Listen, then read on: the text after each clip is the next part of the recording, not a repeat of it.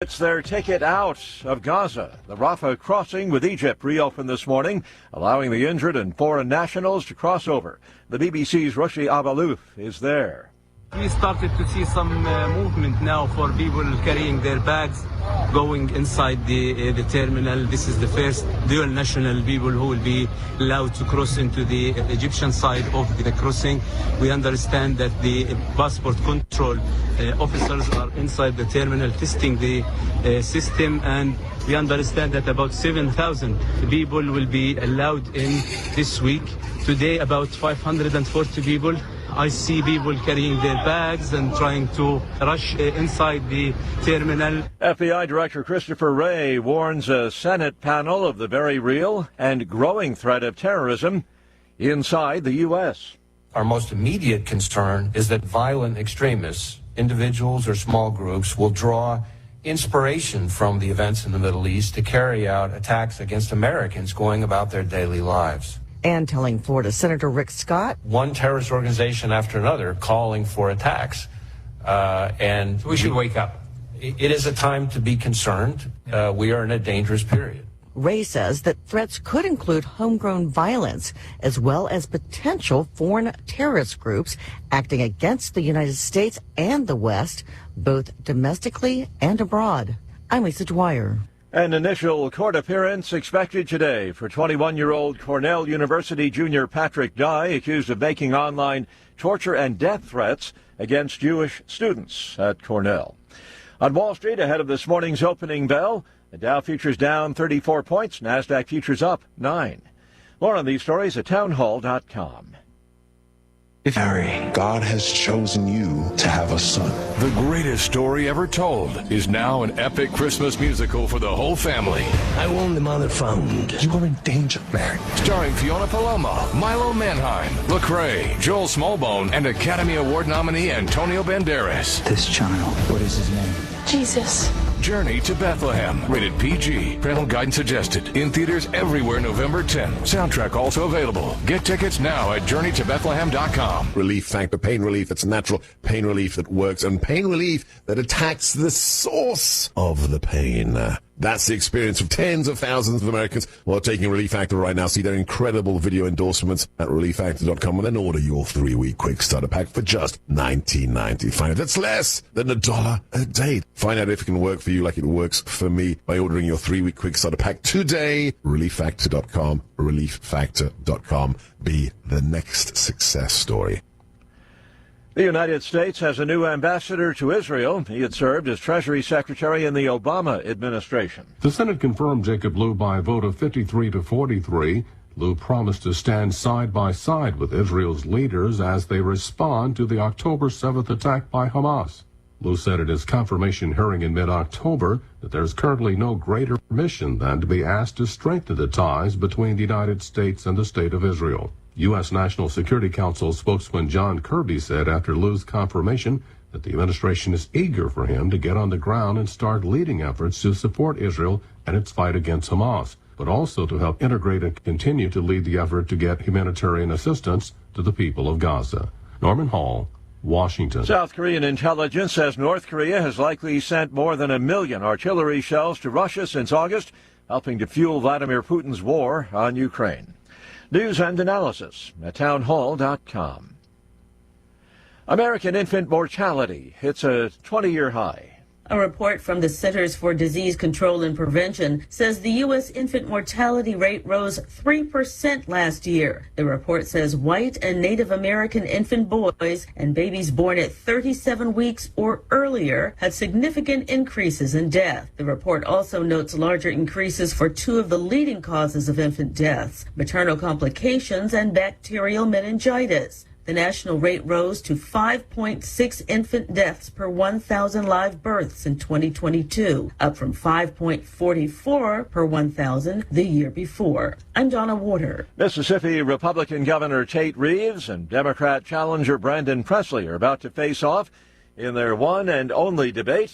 That showdown scheduled for tonight, just 6 days before the Mississippi gubernatorial election. More on these stories at townhall.com.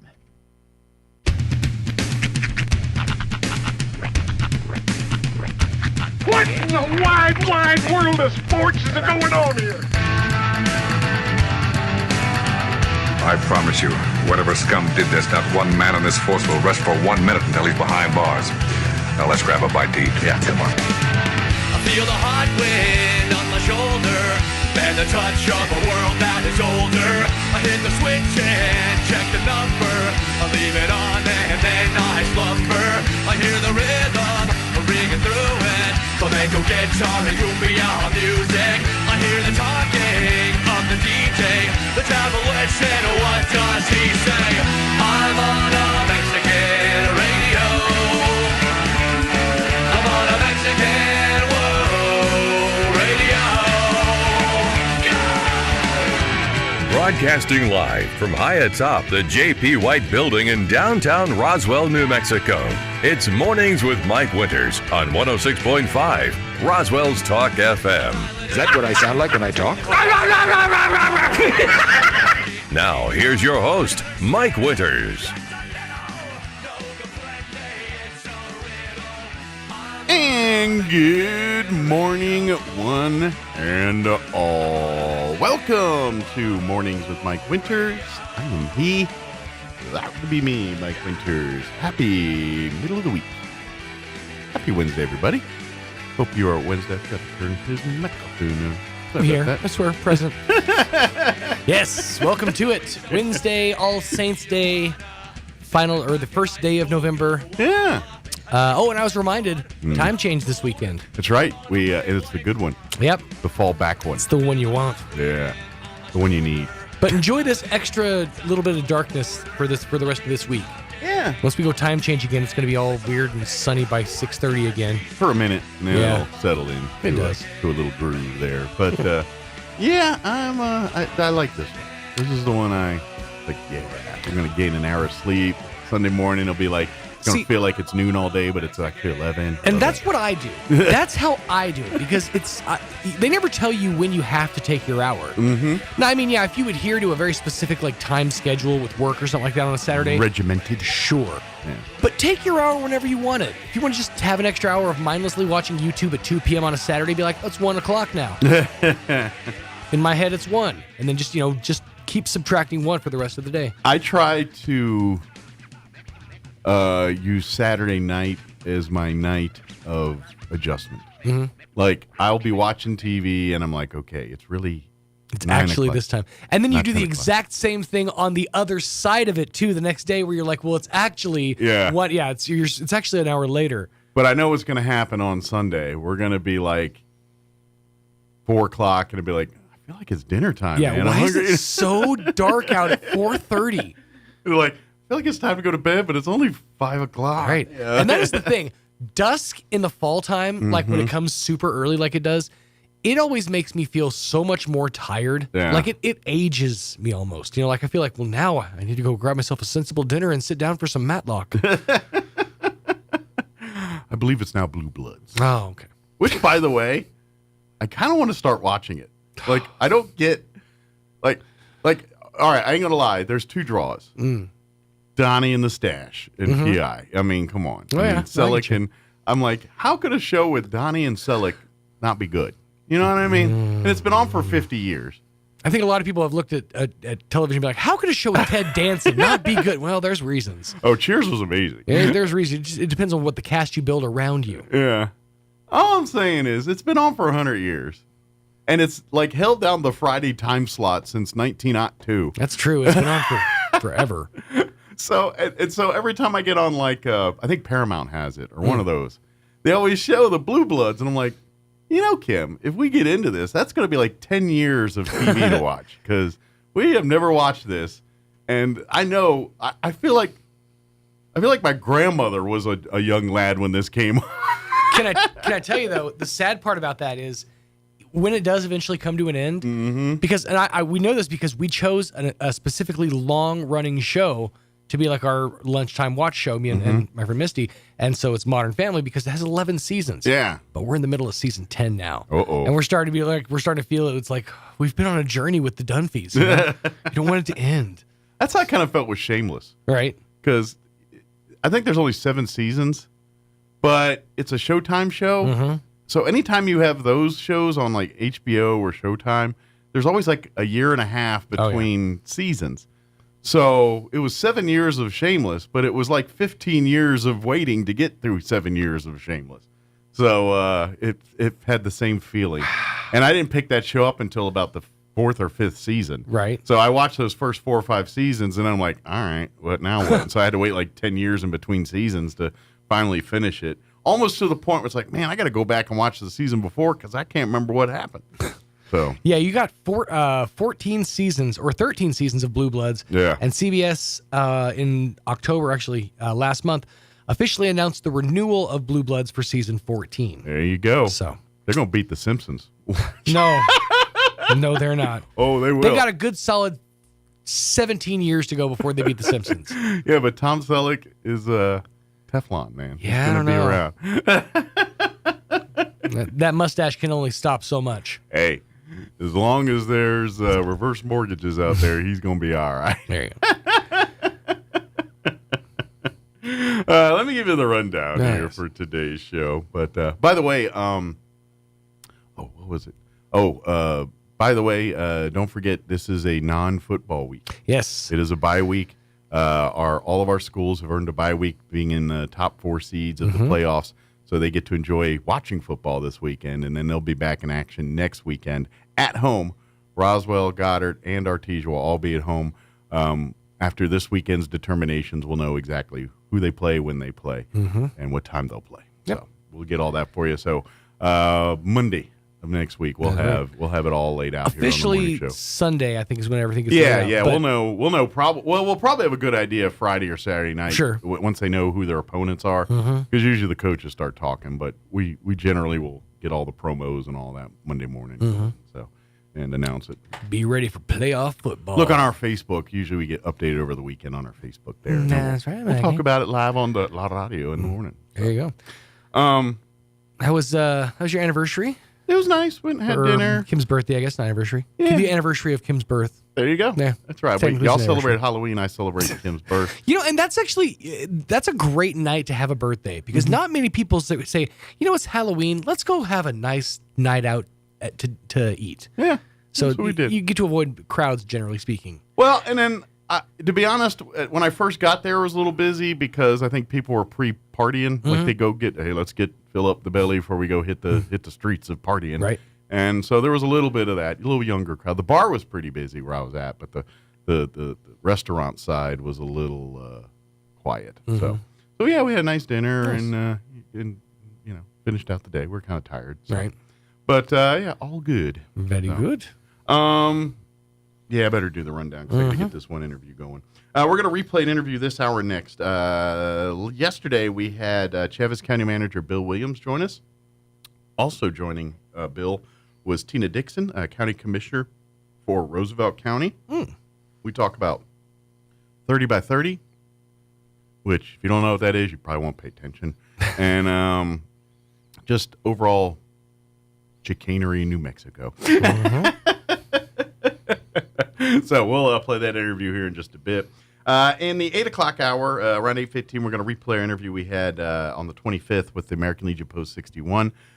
We talk a lot about the Veterans Day celebration there during that interview, hence the reason I'm putting that on people's radar because that's next Saturday. Not this Saturday. This Saturday is the 4th, but next Saturday is Veterans Day. So. That's right.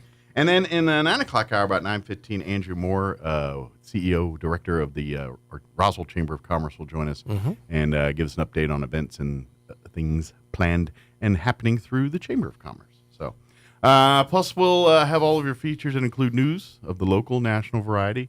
My Washington Commanders cleaned house yesterday. Nice. Ownership put a statement on the. Yesterday was the trade deadline, and our defensive line got sold off. Oh wow! Chase Young, Montez Sweat now have new homes. Sorry, 49ers fans, you get Chase Young now. Which you got a dominating defense. If he can stay healthy, he's going to help you. But he's kind of a rogue dude. That's kind of the MO on that guy. And then Montez Sweat went to the Bears, which I'm sorry because the Bears are worse than technically not. The Bears beat the Commanders, but they're pretty stinky. Yeah, Bears are rough this year. Yeah, and but the good news is we got a second-round draft pick for him. And with being the Bears draft pick, it'll be like a late first round pick because that'll be a top second. That's true. So that's a good one. But anyway, yeah, we sold off the farm yesterday. So looks like my team's starting over again. Yay. Well, good luck to you, sir. Another year of a bag of suck. As a fan of the Packers and us being in a building year, I say good luck to you and yours. We'll be over here doing what we have to do. We've been in a building year for 27 years I know. now. So this is our first one for a while, so we'll... But like 10 coaches, 32 quarterbacks at building years. All right, it is 7:15. Let's build you a weather forecast. I'm meteorologist Steve Hamilton with your Pecos Valley weather. Pretty nice over the next couple of days. Comfortable daytime highs, but we will be on a little bit of a warming trend for the rest of the week. We have high pressure in place, sunshine and low 60s and a little bit breezy today. Overnight we'll be in the low 30s under clear skies and then going up to 70 for the afternoon high on Thursday. It should be a sunny day. We're looking at upper 70s and sunny Friday, Saturday, and Sunday. I'm meteorologist Steve Hamilton, and that's your latest forecast. Yeah, we're officially back to short sleeve t-shirt season. Currently 29 degrees, not right now though. Here in Roswell, humidity's at 61%. Winds are calm at the moment. Yeah, 62 for a high today under sunny skies. South winds 5 to 15. Clear tonight, overnight low of 31 degrees. Sunny and 72 for your Thursday. West winds 5 to 10 miles per hour. Tomorrow night, looking at clear skies, overnight low of 38 degrees. Friday, sunny and 79. West winds 5 to 10. Saturday, we're upper 70s, sunny, 78. So we're pushing 80 Friday and Saturday and Sunday as well. They say we're going to hit the 80-degree mark. And then looks like we'll be sitting in the low 80s Monday and Tuesday of next week as well. So warmer temps on the way for us here. All right, 7:17. We're going to take a quick 1-minute break, and then we're going to play our interview we had with Bill Williams and Roosevelt County Commissioner Tina Dixon. That's up next. Don't go away.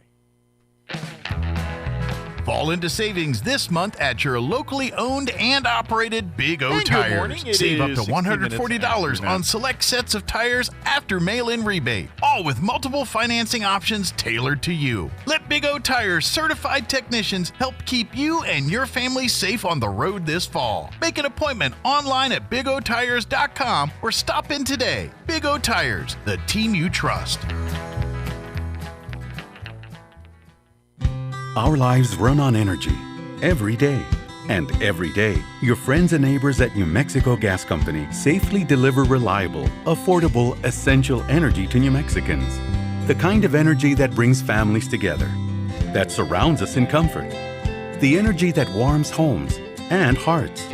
We're New Mexico Gas Company, and every day we deliver the energy that's behind some of the warmest moments in your life.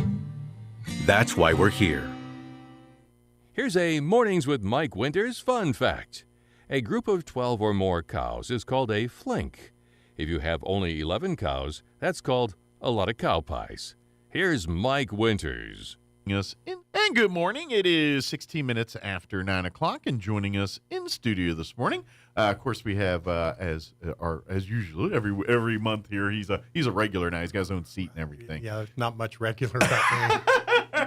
Chavis County Manager Bill Williams joining us as well, and also joining us here, Roosevelt County Commissioner. I should put a comma there. County Commissioner Tina Dixon joining us. Are back with us as well. Good morning, guys. How's everybody doing today? Welcome back, Tina. Good, thanks for spending time with us. Did you make the trip all the way down from Roosevelt County just for this morning? Or I did. Well, I thank did it you. all this morning. Thank you, Bill. You owe her breakfast at least, right? Are you taking out to breakfast afterwards? I don't know. We'll see if she. I'm putting him on the spot. See if she'll buy. He's got a go-to spot, by the way. Make him take you to his go-to. We have all kinds of go-to spots. We know every restaurant in the community. That's right. So I'm telling you, pound for pound, you want to know a good place to eat, ask law enforcement or ask politicians. They know all the good spots to eat. Very good. For folks that aren't familiar, we probably talk, of course, Bill, you and I had, and Tina numerous talks about a lot of this stuff going on with land management and listing of various animals over time here and really it's all an attack on oil and gas. It really is at the end of the day. Oil and gas farming and ranching, any kind of mineral extraction, forest, harvesting of forest. There's just a list goes on and on and on. Now, obviously during the Trump administration, we had a bit of a break from this kind of thing. Right. However, since administrations changed here several years ago, the fights have been picking back up and getting crazier and nastier over the last year. It has really ramped up. Want to backtrack for just a second. Sure. Because we want to talk 30 by 30 and all of the I was kind of leading into that. That was kind of all the egregious actions that have taken place and are taking place with the government. Just kicking the small guy in the teeth. That's pretty much what it all amounts to. But first and foremost, we were going to have Lee County representative here with us too, and he got called away at the last minute. Dean Jackson, who also has been on your show. Yeah, we wanted one less breakfast. We wanted to talk about quickly that Stuart Engel is resigning. Yes, and we're all in the district, and so we would like to request anyone who's interested to send a letter of interest, something of that sort. And I'm making sure that I'm doing it right for Roosevelt County, and a resume. And here in Roswell, we're going to have a meeting on November the 7th at 6 p.m. in the evening. So if anyone's interested, that'll be next week. The advertisement's coming out in the paper. We're having a special meeting. Okay. Make sure we get a copy of your letter of interest and your resume, and you can come to the meeting on November the 7th at 6 p.m., not in the morning, but 6 p.m. And you can sleep in. And tell the commissioners why you would like to be considered to be nominated. Sure. So. And obviously, we want to make sure we get people that, because this is a position that knowing the land, knowing, the history, knowing all that stuff is vital in doing that. The people that know that do this job very well. The people that don't, well, you see what happens there. So, it encompasses Lee County, Roosevelt County, Chaves County. Does Curry fall into?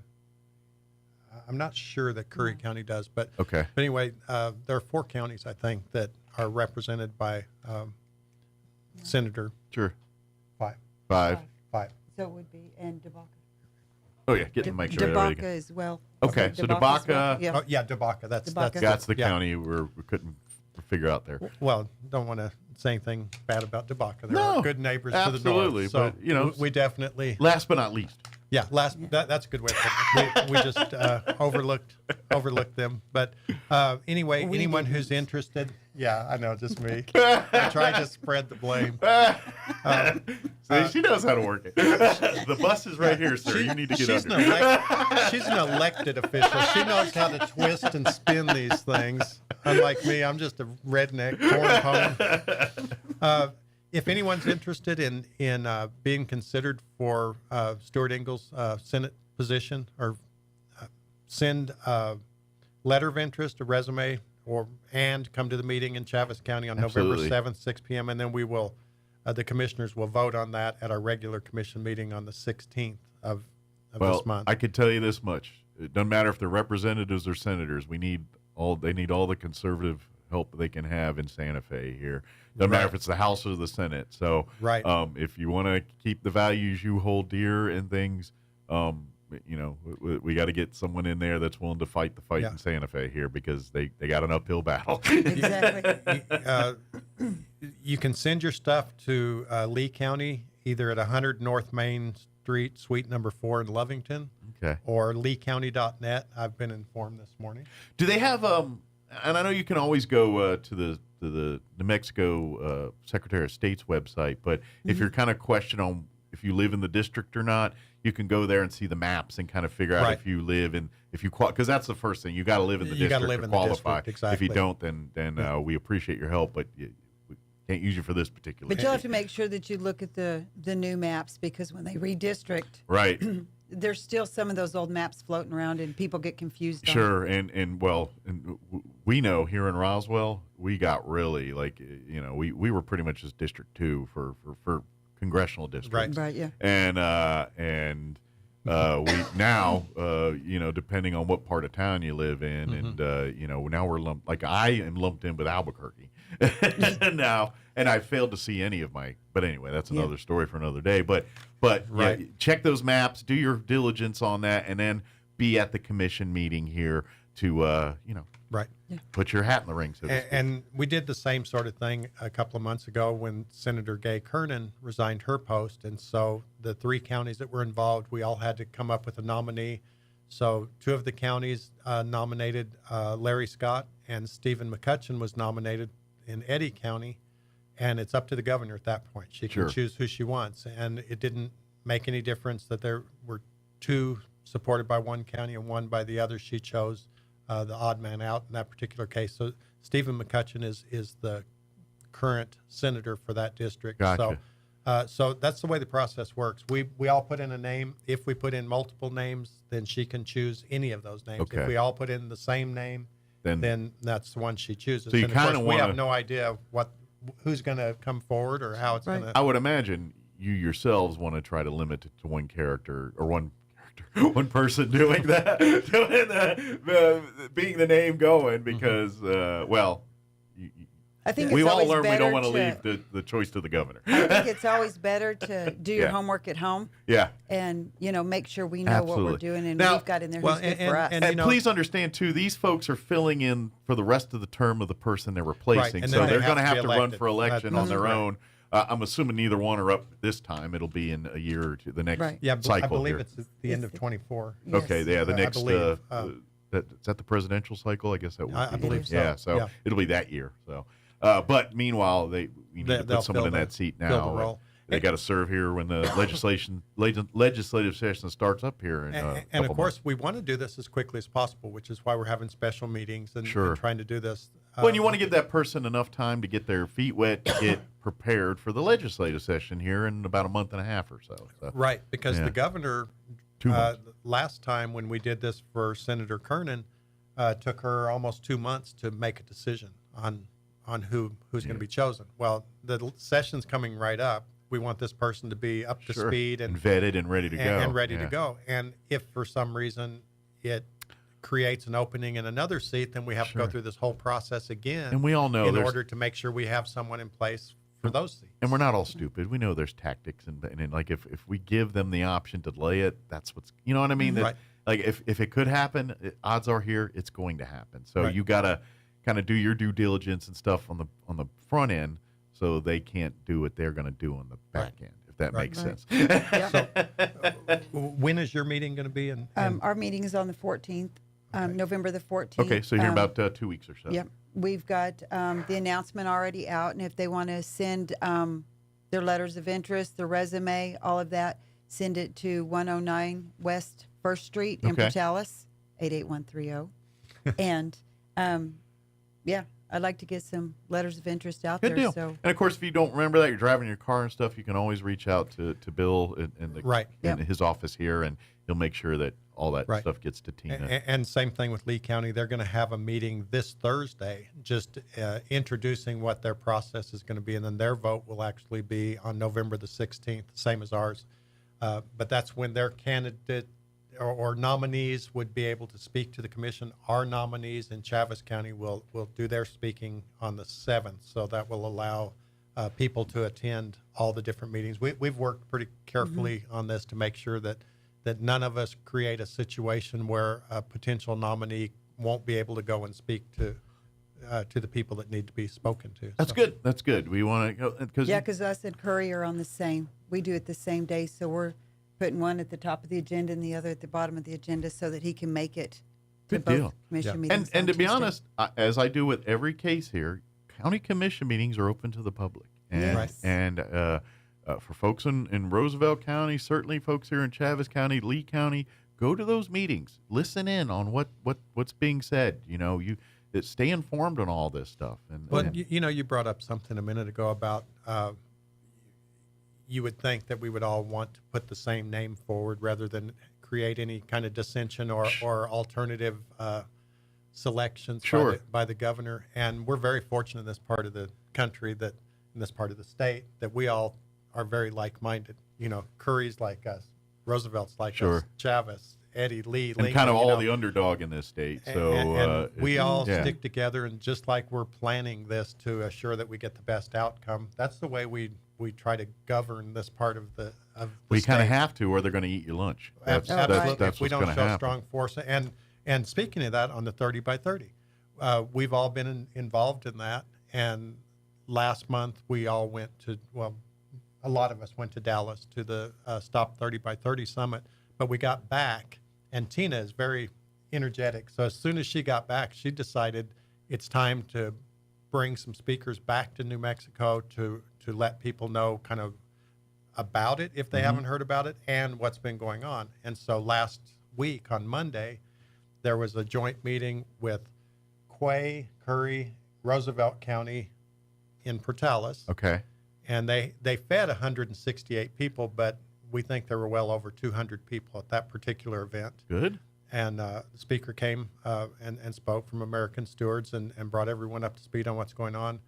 Then we skipped Tuesday because I was out of town. I got back on Wednesday, and we didn't have one in Chaves County this time because I knew that I was not going to be close by to do it. But we assisted Lincoln County to put on an event at the Capitan at the fairgrounds. Okay. And Otero County was going to have one over there, and they said, you know what, let's all three just have our event in Capitan. So we had that event on Wednesday. They just want an excuse to go to the mountains. And then on Thursday, Eddy and Lee County had one at the Lee County Convention Center in Hobbs. Good deal. So it sounds like it's a united front here. 3 events It is. that all of our, multiple counties were involved in. We reached well over 500 people. Good. And at every event, I attended 2 of the events. Like I said, I was unable to attend Portales, but she asked, how many of you have heard of 30 by 30? About half of the hands went up. So half of them had heard about it and returned to learn more about how to stop it, what it is. Sure. The other half were all new people to help us grow this cause. Okay. So we felt really good, and it's always great when all of our counties work together. Absolutely. But I noticed that one thing that I ran into is when you ask if anybody's heard about, well, why have we not heard about this yet? When I put out flyers, people started calling, what is the 30 by 30? Could you educate me on the 30 by 30? We have talked about it in commission meetings multiple times. Sure. We have passed resolutions. We've done everything on the 30 by 30. It's been our elected leaders' radar for a long time. Start coming to meetings just so you can listen, because even though you elect us to be there and to do that, we need to know where you're at, where you stand on things, and you need to come and listen to hear what's going on. You guys are representatives at the end of the day. You are acting on the will of the people that elected you there. And yeah, you guys have thoughts and opinions, but at the end of the day, you need to be guided by the people that put you there. They're serving. They're serving their constituents. Exactly. We have some great elected officials. Let me back up real quick because everyone might not know what the 30 by 30 is. And that's where I want to go next. All right, let's explain exactly what because I'm sure a lot of people have heard it or heard like a small sliver piece of the information. Well, and they've changed the name too. So let's make sure that we lay it all out on the table for people to see. 20 days into the new administration, Executive Order 14,008 came out, which said that we want to conserve America by saving 30% of the nation's land and waters across the nation, not just in Washington, not just in Vermont, and certainly we're doing our share in the West. Sure. We've already got huge amounts of public lands, but they would like to conserve 30% of the nation's lands and waters by the year 2030. For conservation, to stop greenhouse effects or global warming or whatever you want. All the buzzwords that you get to say nowadays, it gets everybody like, yeah, I want that, until you hear what it actually is. And the true goal is the Half Earth Agenda. And that's been advertised. You look this stuff up, people. You can't make this up. But you can find it all over the internet. Half Earth Agenda. They would actually to conserve half of the earth, half of the earth away, lands and waters, for conservation is the buzzword that they're using. So almost immediately, an organization that all of our counties participate with, American Stewards of Liberty, came out and called it the 30 by 30 land grab. And that stuck, and it's done really well. It's really gained traction. Legs. So after about 3 months, they changed the name of the 30 by 30 movement to America the Beautiful. Oh, I mean, you can't be against that, you right? can almost hear the Star Spangled Banner, America in the background, and who could be against America the Beautiful? That's a wonderful, wonderful thing. And I agree, America the Beautiful is a wonderful, wonderful thing, but the America the Beautiful program is not such a good thing. No, it is not. It's certainly a government overreach. It's designed to take lands and waters out of production, and there are multiple things going on at the same time to see to it that it happens. And Congress is the only one who can actually set aside large tracts of land. Sure. This is not going through the conventional method. It's going through executive order and a lot of other slick But remember, moves. our governor wants to throw in an extra 20% of New Mexico. And we're already at 47%. I'm going to say is most of state New and federal Mexico land. and when it's not conserved, it's military or some other federal government use, a bombing range or a military installation. It's only 7 short years to the year 2030. So our governor joined on the bandwagon, said, yes, 30% by 2030, plus an additional 20% of New Mexico's lands need to be set aside. How can they do that? Most of the West, there's 17 Western states that were not treated the same as the original 13 colonies or any other states that that came into the Union as they went.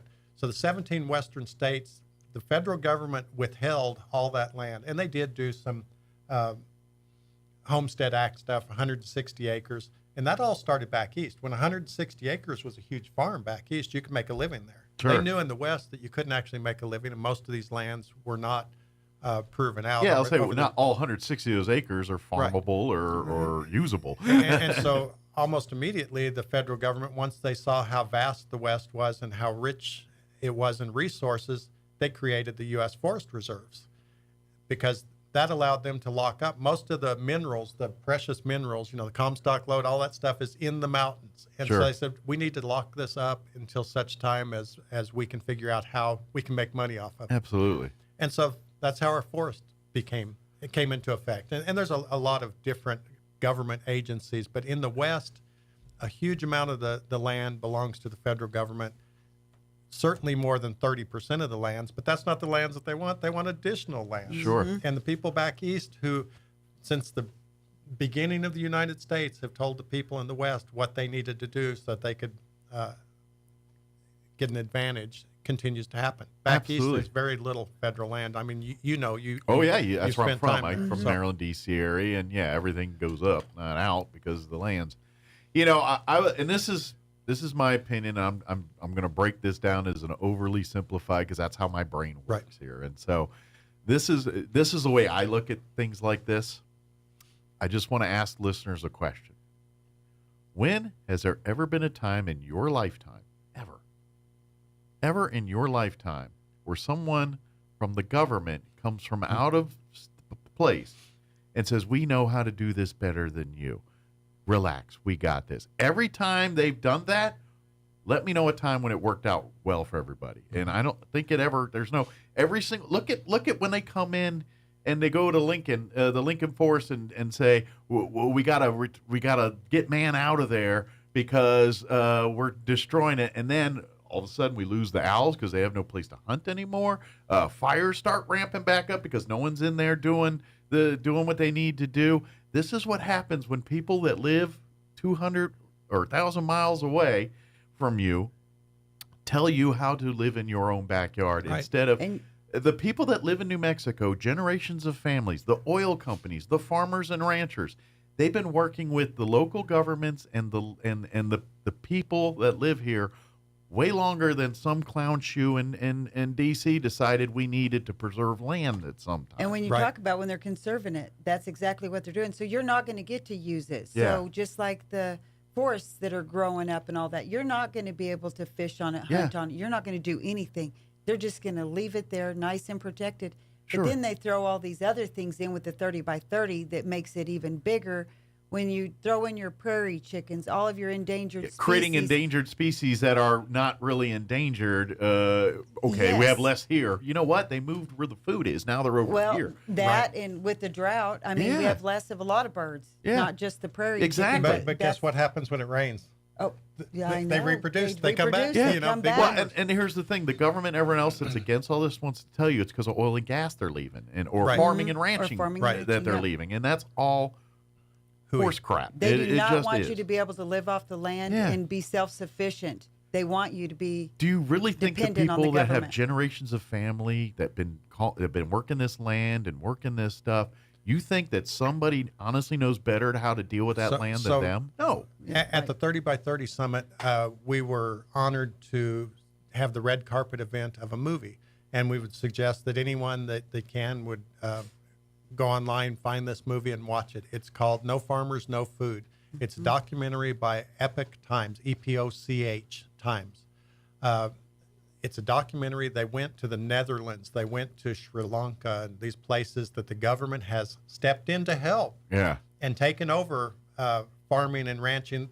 People over there are eating crickets now. Yeah, about to say. I'm serious. You see the world we live in, and this is where they're putting you. They have approved bugs that have been approved by the EPA or whatever the equivalent is over. Well, in they those know other the same countries. stat that we all do. But they have completely devastated. You know, over here we have farmers, ranchers that have been on the same farm and ranch for 3, 4, 5 generations. Over there, we're talking thousands of years. The same family has farmed the same tracts of land. And you don't think they don't know that patch of land better than anybody else? And the government came in and shut them down, forced them to sell their cattle or limit the number of cattle to 10 when they had 400. You can't make a living on that. No. And we've talked about the Goss family here in New Mexico, in southeastern New Mexico, and how the government has shut them down for a mouse that may or may not live there. They've never actually seen the meadow jumping mouse. But the owls, do they know the difference between the vole mouse and the meadow jumping mouse when they actually come down and eat them? I don't think so. Yeah. Exactly. But, you know, They're also tasting. on that, in 2030, we learned this up there at the 30 by 30 as well. In 2030, they're wanting all the towns to adopt no meat, no dairy. And I believe Austin is one of them that they were talking about. Right. Well, they can be angry and have no meat and dairy all they want. I'm going to live my life All and the drink milk and barbecue eat places beef. in Austin, I hope they rise up. Have good luck with your tofu brisket. So we're going to go to eating bugs. I mean, we're not going to have no meat, no dairy, just bugs. Yeah, well, and see, this is the picture where we as a human race need to wake up, and we all know the fact that the world is growing. More and more people are on this earth every single day. Food demands go up. There are less and less people in farming and ranching. Some because of what we're seeing, they're being pushed out, pushed. Others are like, I don't want to deal with this anymore. This is stupid. I can't make a living. They like to paint agriculturalists in a bad light.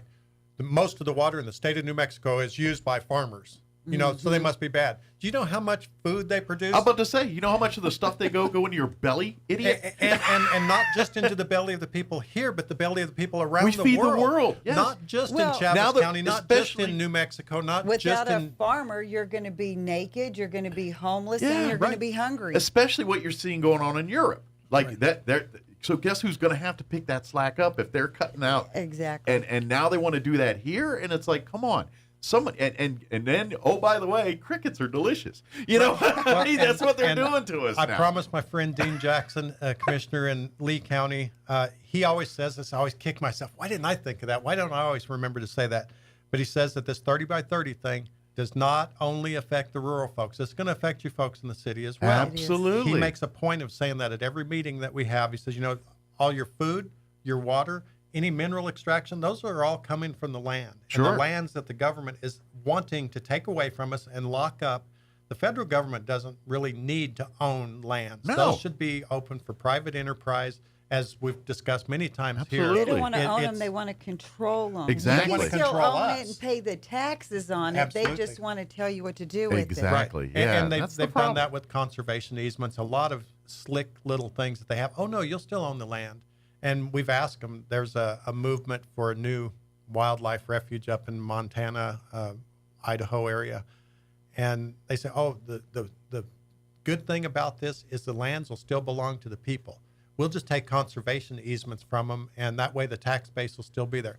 You can't use the land for what they've been using it for. But it's yours. But it's yours. And you can pay taxes. And you can pay the taxes on it. Now, you won't be able to sell it because it's Sounds like the worthless if worst you can't HOA use it. in the world, doesn't it? Oh, my gosh, yes. Another thing Dean always says is, somebody had told him one time, the way to explain the 30 by 30 is to knock on your door. You live in town, the government knocks on your door. I'm from the government. I'm here to take 30% of your house. Yeah. You're going to still pay for it and everything, but I'm going to tell you what you can do in these rooms of your house, and then you can have this part. That's exactly what's going on here. And it is. And or take 30% of all the rooms. Sure. You know, yeah. I hope you can sit sideways on the toilet. Well, and then there's certain countries in this world that they do these kind of things, and if you like that thing, then by golly, well, I'm sure they'd love to have you. But Right. I know that's the thing. It's like, well, move if you don't like it. But in this one, it's I get we're a one world and we're all tied in and things like this, but the United States needs to look out for its own self first. We don't need the government controlling land. Because we're going to get swallowed up if we don't. No, and we don't need the government controlling our lands, what we eat, what we do, our guns, where we go. I mean, they're being influenced by the European stuff and all this here, and it's like, no. You see why there's problems there and there isn't here? It's because we don't do the dumb things they do over there. We know that much of the world hates the United States. Yeah. We know that, we're the mark, and the way that they want to get even is to tear us down to their level and stuff. The United States is a great country. I'm proud to be from here. Mm-hmm. We need to all remember why we're the United States, why we're as powerful and strong as we are. It's because we all band together. We all stick up for what's right. We don't care what everybody else thinks about us. Absolutely. We do it just kind of like brothers and sisters. We can fight amongst ourselves, but you outside folks better leave us alone. And that's what this all amounts to. And there have been for years things going on in our world that everybody wants to get together and get on the same page and do these things that are nice for everybody else. And I don't believe that that's actually their intent. Their intent is to control us and to make money off of the rest of us. Well, if we're weak enough to follow that. I know pattern. This is off topic and getting a little out there, but it's also, you go online and you see these things about the European unions and the control and things that the World Health Organization, all these different entities that come out of Agenda 21. Yeah, they all come out of Europe here. And we've been shielded for that for so many years because we know the pitfalls of all that garbage they're doing. Now it's happening. It's happening. We're 20, 30 years behind what some of these other countries are, but look at the history of what's happened to them and how it started out, and look at what we're doing in our country. We're doing the same thing right now. So what's going to happen in 30 years? Well, and for you younger people out there and things, this is why people like Ronald Reagan are revered so much, because he was the line in the sand for the entire 80s for the United States on this kind of stuff. Right. And now we're seeing that line in the sand broke all up. Right. And say what you want about Donald Trump. He was trying to do all that to get it back to, no. We're the greatest country in the world, and we will continue to be, and we'll help you, but you will stay out of our way, and we're going to do our thing our way because, quite frankly, you guys don't know what you're doing. And I'm very broad here on all this, but in essence, that's, in a nutshell, what we've been dealing with for the last 30 as proud years, Americans, that's how we should all be. And I think that there are a lot of us that are still that way, and certainly in this part of the country we are. But we just need to get this message out to our friends and neighbors. We all need to join in this fight, and we need to assure that we stop the government from their overreach and their illegal activities, which this is all not approved by Congress. This is sneaky deals, putting stuff in other bills to fund these items. These are guys and gals in various agencies with a couple letters. It could be OPM, could be, it's not all CIA or FBI. There's a bunch of other acronyms that the government have that do a lot of this kind of damage in there. Like I say, our local government is good government.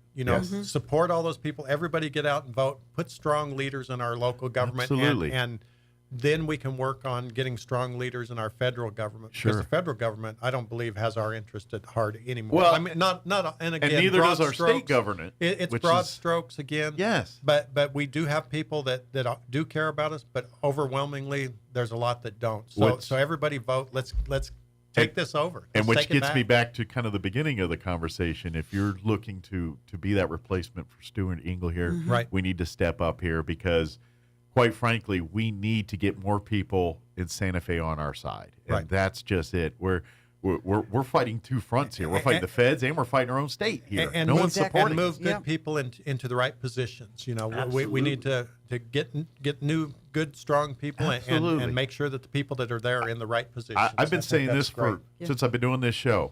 At this point, I just want New Mexico to be middle. I mean, at least forget conservative. I want to just be in the middle. I'm sorry to say, but that's a very high bar. I know. I'm like, at least because in all fairness, that's where good government comes. When you've got equal representation, or at least a balanced representation of both sides, then things happen. You get actual voices that are saying good things in the room that are doing, and at the same time, I'm not saying every liberal idea is a bad idea. There's stuff in there that we can work in there too. That's just it. The good government comes for that. You get the moderate side instead of the extremes of both sides, which we get in abundance in every circle Well, it's right just now. like this 30 by 30. You know, a lot of people say, well, that's never going to work. There's no way that can possibly work Sure. with the way they're trying to grab it. And that's just it. It doesn't have to. Yeah. All they have to have is control. Exactly. It doesn't have to work out. Look And- at all these other countries where they're at now. And unfortunately, we live in a society where we're all about buzzwords, and if you hear the headline, conservation. We hear the headline, you're like, "Well, I'm for that," and then America the Beautiful. then you turn a America page. the Beautiful, Exactly. exactly. Back to my point is yeah, they'll make it spin it to sound like, well, sure, that's wonderful, and like, yeah, if we lived in Looney Tunes cartoon world and we didn't have actual, other issues we have to deal with, it's like what they're saying is basically the same stuff. Like, I wish I was a millionaire. Yeah, and we'll go be one. The BLM is proposing a new rule that trumps multiple use on public lands. It trumps agricultural use. It trumps mineral extraction. It trumps harvesting of timber. And that's the conservation rule. So they can say, oh, this land is better used by not being used. Right. And the reason they're doing that, and this came out just in the last couple of months without being advertised or anything, but there's movement to have natural asset companies.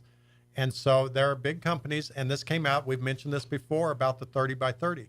Right off, they said we want to preserve 30% of the nation's lands and waters in its permanent natural state. And right off, big companies like BlackRock, Vanguard, Schwab, they start vying for the management rights for these lands. Wait a minute, I thought they were going to be in their permanent natural state. Exactly. What the heck is there to manage? Right. Well, now they've attached that to something that has no actual tangible result or anything, natural asset companies. So if we put this land aside in its permanent natural state and don't utilize it for anything, conserve it, then that's going to reduce the amount of greenhouse gases and pay for carbon credits, which they're investing on Wall Street. They just went through trying to make sure that this could happen, and it looks like it's well on its way. The comment period was extremely short. They didn't advertise this publicly. One ad came out in the New York Times or something that they're trying to do these natural asset companies where you can invest in the air that we breathe. Yeah. You can invest in something that doesn't belong to you. And does that matter to these people that have millions and millions of dollars? Do they need to make more money? No, they don't need to make more money, but this is a method for them to brainwash the rest of us. The rich get richer, and the get poor the get control. poor. Yeah. And to get the control. Once they control it, It's not about the environment. It doesn't It's nothing to matter do with about- the it doesn't gases matter or about any of that money mess. or anything It's else. It matters who about has control. Yeah. And if they can take it whatever way they can get it, Like they're gonna everything do it. that you're hearing right now, that they're quote unquote green energy and all this other mess, you don't realize the litigation of dirty energy, or quote unquote their terms, dirty energy it takes to do that. Look at everything that's going on with these wind turbine stuff. If there wasn't oil and gas, not a one of those turbines would be spinning. That's exactly Ever. right. Okay, And so- how are they going to dispose of them when Exactly. So- What do you so do with it when they're done? Yeah. I was driving to Lee County last Thursday night for the 30 by 30 meeting. I drove out east of Hagerman, and there's 32 wind chargers or wind turbines in Chaves County. You know, it's Chaves, Lee County, and the transmission line goes across Eddy County, and that's for Tucson Electric Power. Those new Oso Grande turbines that are out Right. there. There are 8 turbines already there that are the Anderson Wind Farm. As I was driving out, all 8 of the Anderson Wind Farm turbines were turning. So I know there's plenty of wind. Contrary to popular belief, if you add one more turbine, it doesn't, stop. The wind's blowing all the way Still a blue across. one. So all 8 of those Anderson Wind Farm turbines were turning. They've been out there for about 20 years, I'd say. I think it's part of Lee County Electric that they provided those so that they can have that in their portfolio, that they have alternative energy. Zero of the newly constructed Tucson Electric Power, and they have been up and running. I mean, it's not like they're not complete. None of those were turning when I went to Lee County Thursday night, which makes me wonder. Someone in Tucson, when they need to make money, they flip the switch, the brakes come off, all of those start turning, and it benefits them. Sure. The rest of the time, well, we don't want them to wear out, or we're not going to make the biggest profit on them, so we flip the switch in Tucson, and that shuts those down. So is this about conserving energy? Is Right. this about powering the world, or is this about making money? You conserve it, shut down I something. really Oh, we want to can't. find out what Controlling the the land answer that to they're that on. is. Yeah. I really want to find Yeah. out what the answer to that is. Yeah. Because utility grade power is taxed through the state. So they're centrally assessed. So they determine what the value of that is, and they provide that money to the counties where the infrastructure is at. I kind of wonder if it's also based on how much they produce. So if the switch is off, they only produce this much, and I don't pay much tax to the state of New Mexico. Sure. But when it benefits the state of Arizona, Tucson Electric Power, I flip the switch, the power comes on, and now I can sell it at a high rate in Tucson. So is it about conservation, or is it about control and money? Not to mention how much tax dollars we were promised and all that. For I was shocked. Yeah. And I'm thankful that some of our landowners were able to negotiate some deals and made some money off the leases on that. But as far as the generation of the power itself, I have more questions after having driven to Lee County last week. Yeah, and that's the thing. If you and to be honest, if you really, and I get it, we all want to live in a clean, healthy place. Everyone wants that. But I hate to burst your bubble, but the tactics that are being done globally, and even it's all smoke and mirrors. It's all about money and power and control. Has not a lick to do with how much carbon or ozone or any of that garbage they like to throw out there. Has not, because when you get real solutions that are being offered, that's when people Absolutely. because to be honest, the real solution. Oil and gas is going to be involved with it. It's just going to have to be. And sure, I mean, if we can figure out ways to do it better, and like I get everyone's talking about electric cars and all this, until you can give me an electric truck that gets 400 miles round trip and I can haul and tow the same way as a gas engine, I don't want to even look at that thing. And by the way, fill it up and utilize it as easy as a gas engine. I mean, even if you own also an electric don't car. destroy the earth by mining the lithium. Yeah, those lithium batteries and all that. You think oil and gas is destroying the earth? They're just tearing up all kind of stuff to dig that stuff. Oil and gas, they've got it down to a science, and even when they say the word fracking, it's not what you think it is. It's way different. It's not the images and the stuff they show you that, they're look at the earthquakes and all the crap they're causing. All it's like, that's political. Well, we know that the oil and gas companies also don't want to do anything that creates a hardship for them. Sure. So if they're doing something that's creating problems, they're going to figure a way around it because they're in the business to make money. They're not in it to play. They live in the places where they're exactly. where they're. I know we're probably running out. Yeah, of time. we're out of time here. Can I quickly give a plug? Operation Greenlight for Veterans. We did this last year. Yes. We did it again. It's the season. Yes. The courthouse will be lit up in green for the entire month of November in honor of our veterans, as well as the Chaves County Administrative Office will also be lit up in green. Deal. So I just wanted green with envy to thank all the veterans again and tell them that as they drive by the courthouse, that's for them. Absolutely. Also, we're doing our legislative capital outlay. We have multiple of those around. In fact, I think Roosevelt County may be joining us in ours. I'm not sure. We have multiple. Hubert Quintana was a big part of that.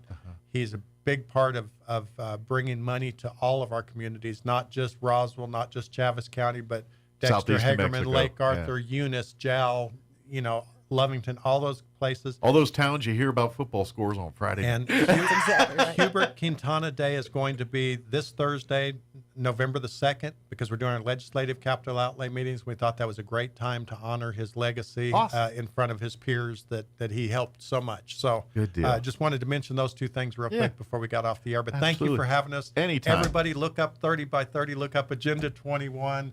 Come to these meetings. Remind everybody one more time the Roosevelt County meeting for the Senate position here. Our meeting is on the 14th. 14th. So if you're in the listen audience and you live in that area, because we're the internet, right. So we get out there. Please reach out, talk, and let's get some representation that actually represents this part of the state in Santa Fe. Thank you so much. Thank you for having us, Mike. Anytime. When you're out admiring the green courthouse there, don't forget on Veterans Day, that Saturday, November 11th, Veterans Day will start right there, celebration right on the courthouse lawn. The parade will move north from there. Love to see everybody come on out. Veterans, there's all kinds of people looking for you to be in their floats and things. So reach out. The veterans groups, all that, are looking for veterans to ride in parades. Please support and come out and be a part of that. 9 a.m. Veterans Day on the 11th there. Go Veterans. Thank you. Thank you, guys. Thank you for all your work. Appreciate You're welcome. it. Thank you, Tina, for making by a big breakfast. That's a In a time where humans and technology collide, ineffective technology plagues our businesses, schools, and healthcare environments. DSI Document Solutions has emerged as New Mexico's safeguard from the pains of slowed productivity. Providing our nation's top business technology, workflow strategies, and support, DSI is here to boost your productivity and reduce your costs. Get ready for success. Visit our new website at dsinm.com. Hugh Hewitt is now in Roswell on 106.5 FM KEND Roswell.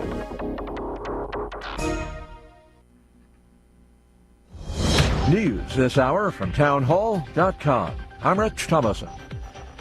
Accused of threatening to torture and kill Jewish students, a 21-year-old Cornell University junior is under arrest. Patrick Dye allegedly posted the graphic anti-Semitic threats online.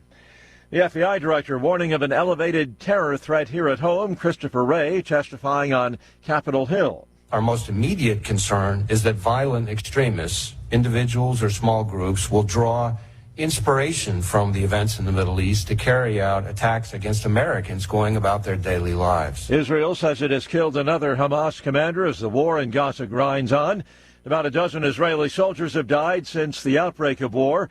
Iranian-backed rebels in Yemen apparently entering the fray. Houthi rebels claim to have launched missile and drone attacks targeting Israel. The Houthis had been suspected of an attack earlier this month targeting Israel by sending missiles and drones over the crucial shipping lane of the Red Sea, an assault that saw the U.S. Navy shoot down the projectiles. Israel said its own fighter jets and its new Arrow missile defense system shot down 2 salvos of incoming fire. Pentagon spokesman Brigadier General Pat Ryder repeated the administration's warning to potential adversaries. Our message to any country or group thinking about trying to take advantage of this situation to widen the conflict is don't. The Pentagon has moved additional military assets to the region as a deterrent. I'm Norman Hall. Efforts to evacuate seriously injured civilians along with foreign nationals from Gaza now underway. The Rafah border crossing with Egypt has reopened. The Texas Rangers holding a 3-1 lead in the World Series, beating the Diamondbacks 11-7 in last night's Game 4. A win tonight would hand the Rangers their first World Series championship. Watching Wall Street, the Dow is up 57 points, the Nasdaq 52 points higher. More on these stories at townhall.com. Here's an important message from the Diabetes Solution Center. Do you like pricking your fingers to test your blood sugar levels? No one does, but it's important to maintain your health. And now, by wearing a small remote device called a continuous glucose monitor, or CGM, you don't need to prick your fingers anymore. It's easy to use and helps you make more accurate diabetes treatment decisions. If you are testing your blood sugar 3 or more times daily, injecting insulin, or using an insulin pump, call the Diabetes Solution Center right now. And if you have Medicare or most major insurance coverage, you may be able to get a new CGM at little to no out-of-pocket cost. Shipping is free, and we'll even bill your insurance company for you. If you are testing your blood sugar 3 or more times daily, injecting insulin, or using an insulin pump, call the Diabetes Solution Center right now to learn how to end the painful finger sticks and get your own continuous glucose monitor, or CGM, at little to no out-of-pocket cost. Right now. Australia's highest court has overturned a government decision to strip citizenship from a man convicted of terrorism. Today's ruling also means Algerian-born cleric Abdul Benbrika can't be deported when released from prison, which is expected in a matter of weeks. The High Court 6-1 ruling is the second blow to a law that allows a government minister to strip dual nationals of their Australian citizenship on terrorism-related grounds. The exodus of tens of thousands of professionals from Hong Kong, triggered by Beijing's crackdown on civil liberties, is being offset by new arrivals. Mainland citizens moved to the former British colony. The territory's wealth and wider freedoms set it apart, and tens of thousands of people from mainland China have applied to move to the Asian financial hub under a talent scheme that was launched in late 2022. News and analysis at townhall.com. A pioneering heart transplant patient has died. 58-year-old Lawrence Fawcett of Maryland, the second person to ever receive a transplanted heart from a pig, was dying from heart failure and ineligible for a traditional heart transplant when he received the genetically modified pig heart in September. The University of Maryland School of Medicine says the heart seemed healthy for the first month, but began showing signs of rejection in recent days. He died on Monday. The team last year performed the world's first transplant of a pig heart into another dying man who survived 2 months. Fawcett's wife, Ann, said her husband knew that his time was short, but that this was his last chance to do for others. I'm Lisa Dwyer. Later today, we'll find out what the Fed has in mind for interest rates. The Federal Reserve expected to leave its key short-term rate unchanged for the first time in almost 2 years. More on these stories at townhall.com.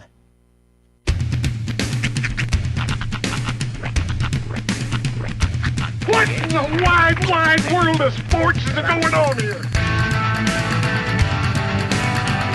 I promise you, whatever scum did this, not one man in this force will rest for 1 minute until he's behind bars. Now let's grab a bite to eat. Yeah, come on. I feel the hot wind on my shoulder and the touch of a world that is older. I hit the switch and check the number. I leave it on and then I slumber. I hear the rhythm ringing through it. So they go guitar and cumbia music. I hear the talking of the DJ. The travelers said, what does he say? I'm on a Mexican radio. I'm on a Mexican radio. Broadcasting live from high atop the J.P. White Building in downtown Roswell, New Mexico. It's Mornings with Mike Winters on 106.5 Roswell's Talk FM. Is that what I sound like when I talk? Now, here's your host, Mike Winters.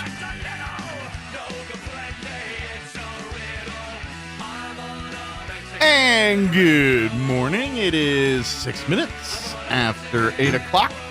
Welcome to hour number 2. The Deuce of Mornings with Mike Winters, right here on 106.5 Roswell Talk FM. Happy Wednesday, everybody. Yes, sir. Hope your Wednesday's going well. Halfway day, hump day, whatever day you want to call it. As long as you get up and get out of it, make it your day. Midweek. Although, I feel like now that Halloween's over and everything, it's like the downslide of the week. Like, it's Wednesday, but it's like, we're just trying to get to the weekend. Having Halloween this early in the week, it's kind of like we sort of like, shot the load, this early in the week, and now it's just like, well, now what? What do we do with our hands? I would imagine there's a lot of cranky kids going to school. No school today. You are married to a teacher, That's sir. Right. My wife has no school. That's right. She does. Professional development. My wife went to work today. She doesn't have kids, but no, we know what it is. Yeah. We call it Professional Development Day. It's let's clear all the half-empty liquor bottles out of the teacher's lounge and have ourselves a little end of Halloween party. Oh, I wish. Well, that was the old joke from The Simpsons. Is that a half-empty liquor bottle? Give me that. You can have what's left from the teacher's lounge at the end of the day. Well, I think teachers' lounges when we were kids. Yes.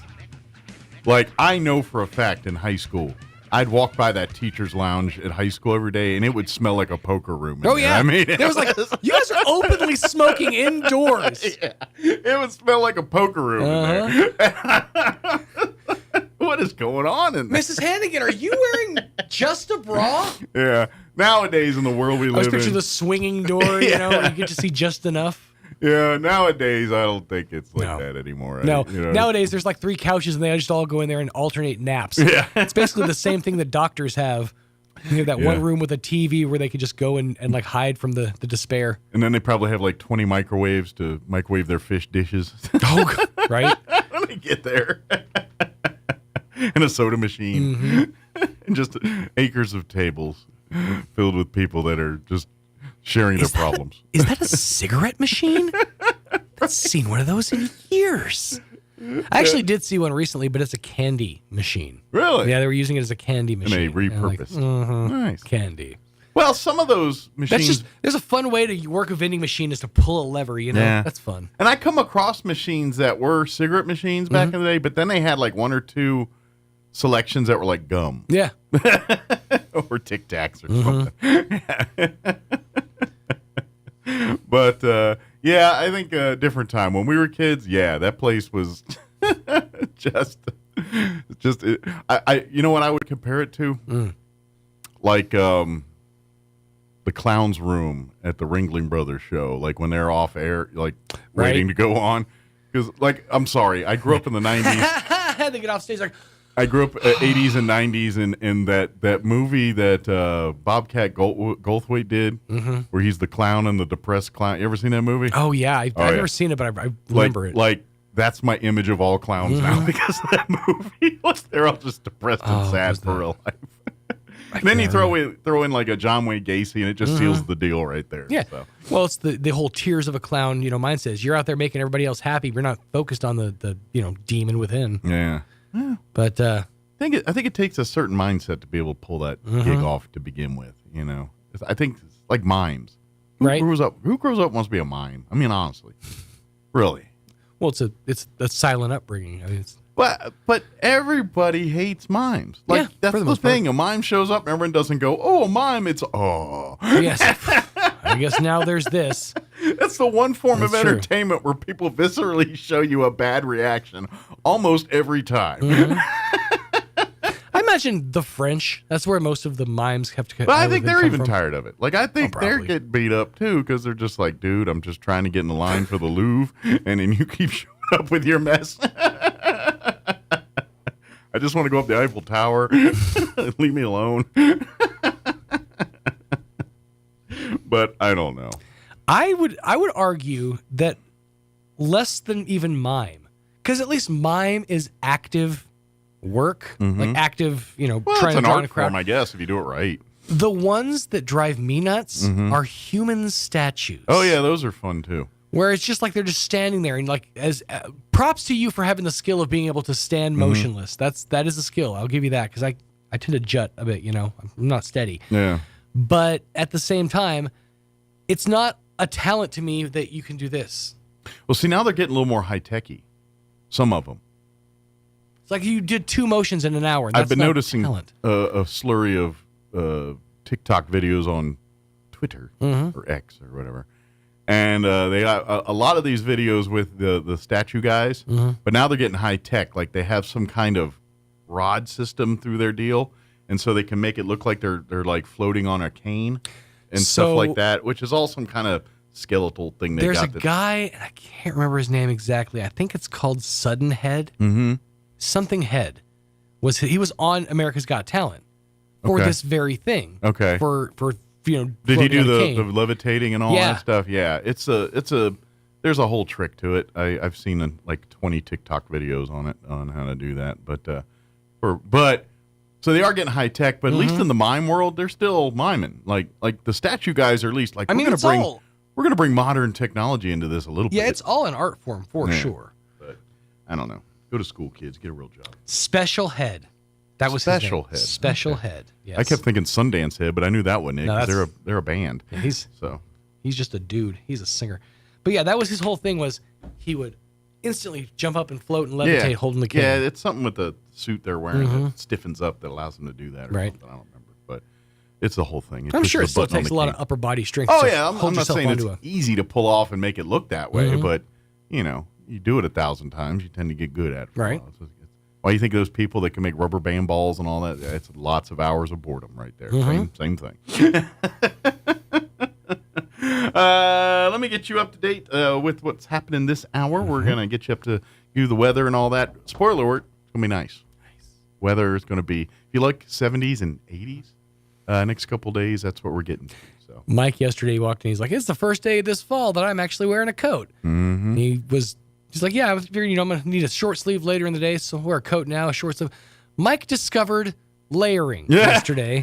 Mike's lived in New Mexico for a good solid 2 decades now, and Mike finally discovered layering. I knew about it. I just didn't practice it. You know what I mean? That's the New Mexico way. I'm a guy that's like, I don't like carrying things. Oh, yeah. I just want to have what I have, and I've already lived in a world where I carry more than I want to. Like, now I feel the need to carry my cup everywhere I go, and now that I've got iPads and phones, those have to go with me everywhere I go. And it's just like, man, this is one less thing I want to carry around. Which is why, very excited to say that if soon, I plan on becoming backpack guy again. I'm going to get myself a real nice backpack. I like it. Yeah, because that's how I used to roll. Was now, granted, we had more stuff to carry back then. It was We had my a portable brick of CD CDs. player and my headphones and my entire book of CDs. 250 CDs. Yeah. And that was just for the music aspect of things. Let alone if I wanted to have a video game console with me or something. Well, that's so he could sit on a bench and thumb through his CDs for 2 hours, deciding what CD he wants to listen to. No, I rode the bus everywhere I went. I was bus guy. But that's a problem. You flip out that book and you're like, by the time you figure out the CD, you're like, oh, we're here already. Never mind. That's true. That is. But let me give you the rundown. We'll do the weather here in just a bit. Like I said, it's going to be warmer. Then we're going to play our interview we had on the 25th with folks from American Legion Post 61 talking about Veterans Parade, which is 1 week from this Saturday. Next Saturday is Veterans Day. So 9 a.m., Courthouse Lawn. It's on. Yes, sir. So we'll talk about that and other things they have going on. I know you got to get to the interview, but just on that topic, did you ever get CDs just to pad your book? Just to make your book look thicker, even though you knew you were never going to listen to them. I had a Columbia House subscription at one point, so yes, of course. I did. At one point I had Electric Larryland by the Butthole Surfers was one of those. I wasn't ever listening to it, but it definitely made. I liked that one song. Yeah, that one song, Pepper. Yeah. That one song. Yeah, but, well, that was one way you could get it back in the day. Right. There wasn't MP3 players and things where you just picked one song. You like the song, you got to get the whole CD. That's why now That's What I Call Music was such a huge thing back when it first came out. Yeah. Nowadays, it's like, who cares? I can just get that off a Spotify playlist. Now that's what I call, Napster. Right. But yeah, back in the day, it was an amalgamation of all kinds of different. It was like R&B. There was some rock on there. Like the first one I ever got, or the first Now That's What I Call Music, I remember it had Fly by Lenny Kravitz. Okay. I think it's just called Fly. I'm not sure. Fly Away. I know. But that song. I want to. It had Flying Away. I don't know what's. It had an Usher song on it. I'm pretty sure. And then it had that Flagpole Sit Up by Paranoia. Harvey Danger. Oh, okay. Yeah. That was all that on that one CD. It was just, and then I think there was like a Mariah Carey song. It was just a really cool mix of songs. Yeah. You don't get that nowadays. Not my cup of tea. Now you got. Well, back in the day, though. Even back in the day, I didn't mess with that. I was like, my favorite thing to do was not look at the track listing, but just put the CD on. I may be older, but my changes have never changed. I listen to Metallica. That's it. Even back then, give me Tool. All right, give me. But I wasn't messing with Now That's What I Call Music 27 or Kids Bop 13. Missing out, man. All right, 8:17. Here's your weather. I'm meteorologist Steve Hamilton with your Pecos Valley weather. Pretty nice over the next couple of days. Comfortable daytime highs, but we will be on a little bit of a warming trend for the rest of the week. We have high pressure in place, sunshine and low 60s and a little bit breezy today. Overnight we'll be in the low 30s under clear skies and then going up to 70 for the afternoon high on Thursday. It should be a sunny day. We're looking at upper 70s and sunny Friday, Saturday, and Sunday. I'm meteorologist Steve Hamilton, and that's your latest forecast.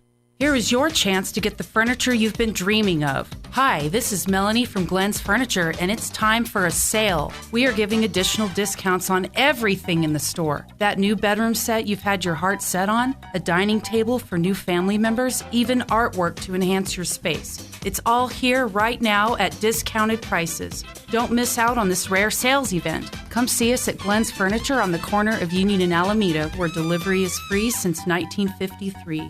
Honey, read this. Seems Councilman Barry Foster didn't pay his water bill for over 2 years, owing almost $2,000. How? They would have cut his water off. State mandates the water service couldn't be cut during COVID. This says the Fosters make around $150,000 a year, and they refuse to pay their water bill? Since Barry Foster's been on city council, city debt has tripled. With rising crime, he voted against hiring 5 new police officers. And the city delayed vital repairs to our drinking water system. Now, repair costs have skyrocketed. It's time for a change. Change by voting for Carlos Marujo. He's a supervisor at Eastern New Mexico U. Carlos knows how inflation impacts Roswell's working families. Carlos Marujo will demand Roswell live within its means. He respects taxpayers. We can't afford 16 years of Councilman Barry Foster. Our Values PAC is responsible for the content of this advertising. Paid for by Our Values PAC. Not authorized by any candidate or candidates committee. Every piece of land has a story, written by those who work it. But everyone's story is different. So the question is, how will you tell yours? Behind the wheel of a John Deere compact tractor, mower, or Gator utility vehicle. Run with us and start telling your story today. Stop by Pecos Valley Equipment in Artesia and Roswell, or visit us online at pecosvalleyequipment.com. If you plug your nose, you can't tell the difference between an apple, potato, and an onion. Unless you open your eyes. Here's Mike Winters. And good morning. It is 21 minutes after 9 o'clock. And joining us in studio this morning from our American Legion Post 61 family, actually. We're kind of fully represented, actually in all facets. Sons, Legion, and, of course, our auxiliary as well. Of course, Ted Smith. You might know him from the Walker Aviation Museum visits from time to time. Well, today he's wearing his Post 61 hat as well. Also, we have Vanessa Fresquez as well, and Sean Nicholson. Good morning, ladies and gentlemen. How are y'all doing today? Good morning. Thanks for having us. Anytime. And, of course, our Fearless Commanders he's on the mend. So we get the real 18. That's right. He's the show pony. That's right. So, but he is listening this morning, so we can't say he is. He is. I got the word. How are you? I got the word. Lee is listening as we speak. But yes. So of course, folks not familiar, we have the American Legion Post 61 family join us each month and get an update on what's going on. It is one of our American Legion posts here in Roswell, and we are always looking for new members. We always have a lot going on. We meet on the first Thursday of every month at First United Methodist Church at 6 p.m. And we always welcome folks that are interested in coming to our meetings. It's open meeting. Love to have you. If you really want to come, we start meeting at 5 if you want to get there early and hang out, but you don't have to. But to be honest, if you go to First United Methodist Church pretty much every Thursday around 6 or so, we're there. Usually our auxiliaries working on the Charity Bears or one of our other projects here. Or something's going on. We're working on a quilt right now. Okay. With Angel at Calico Cow. Yes. Hi guys. Who's a gold star mom, by the way, if y'all didn't know that. Yeah. So she's pretty neat people. She's taught us a lot about quilting. We do have it together.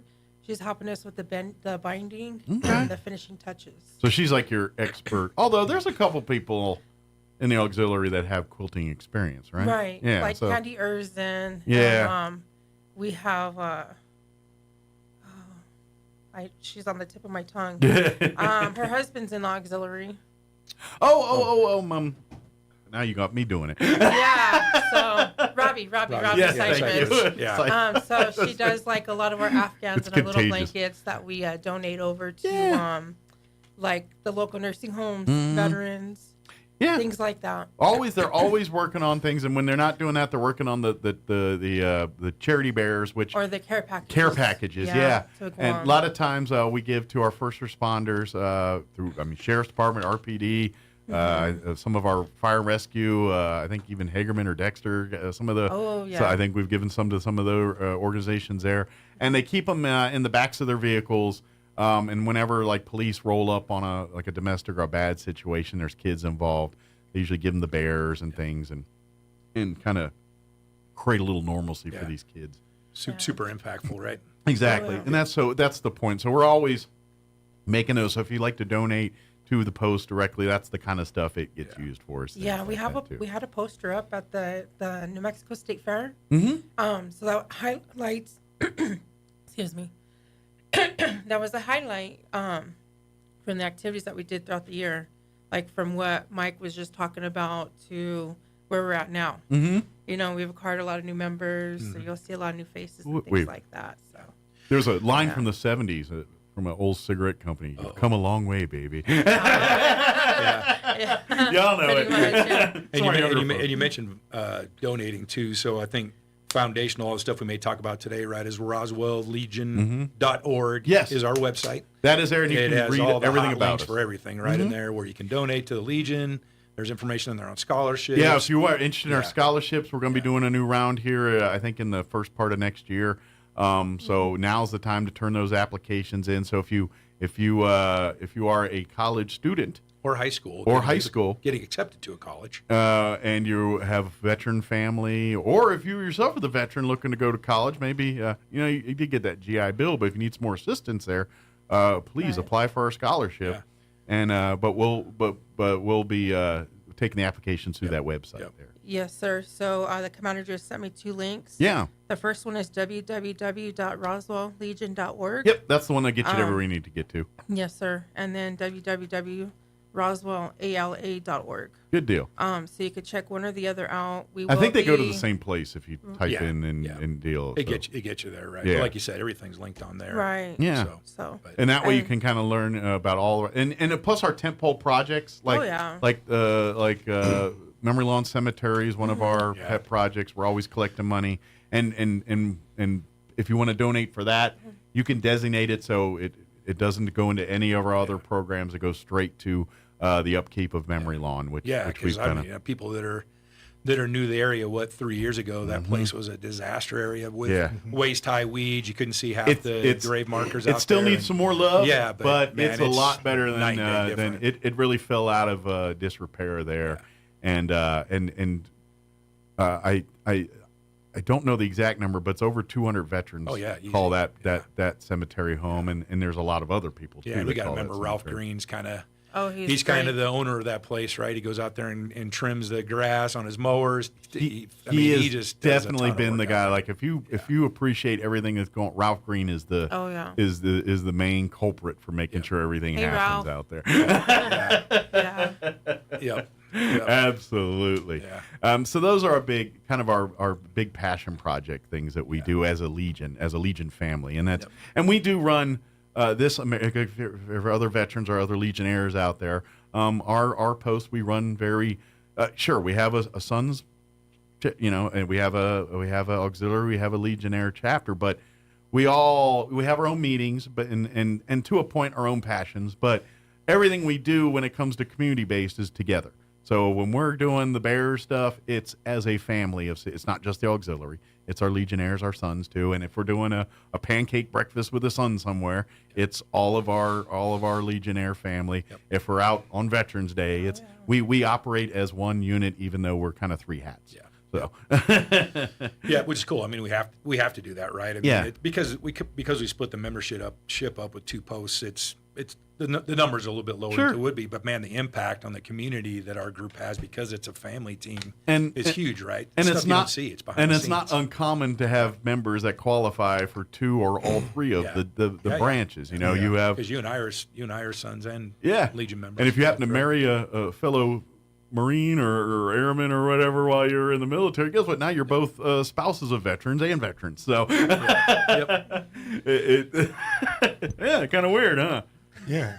Ted's mind just went. Ted's doing the math real quick. It's just another opportunity for my wife to tell me what to do. It's that commercial with the purple smoke. But and that's kind of how we operate things here. That being said, we do have some things coming up here we would love to put on your radar and to hopefully get you involved here. Do you want to do Wreaths Across America first? I'll talk Wreaths Across America. So I didn't know anything about Wreaths Across America until I joined the Legion and did some research to figure out what the heck it was, right?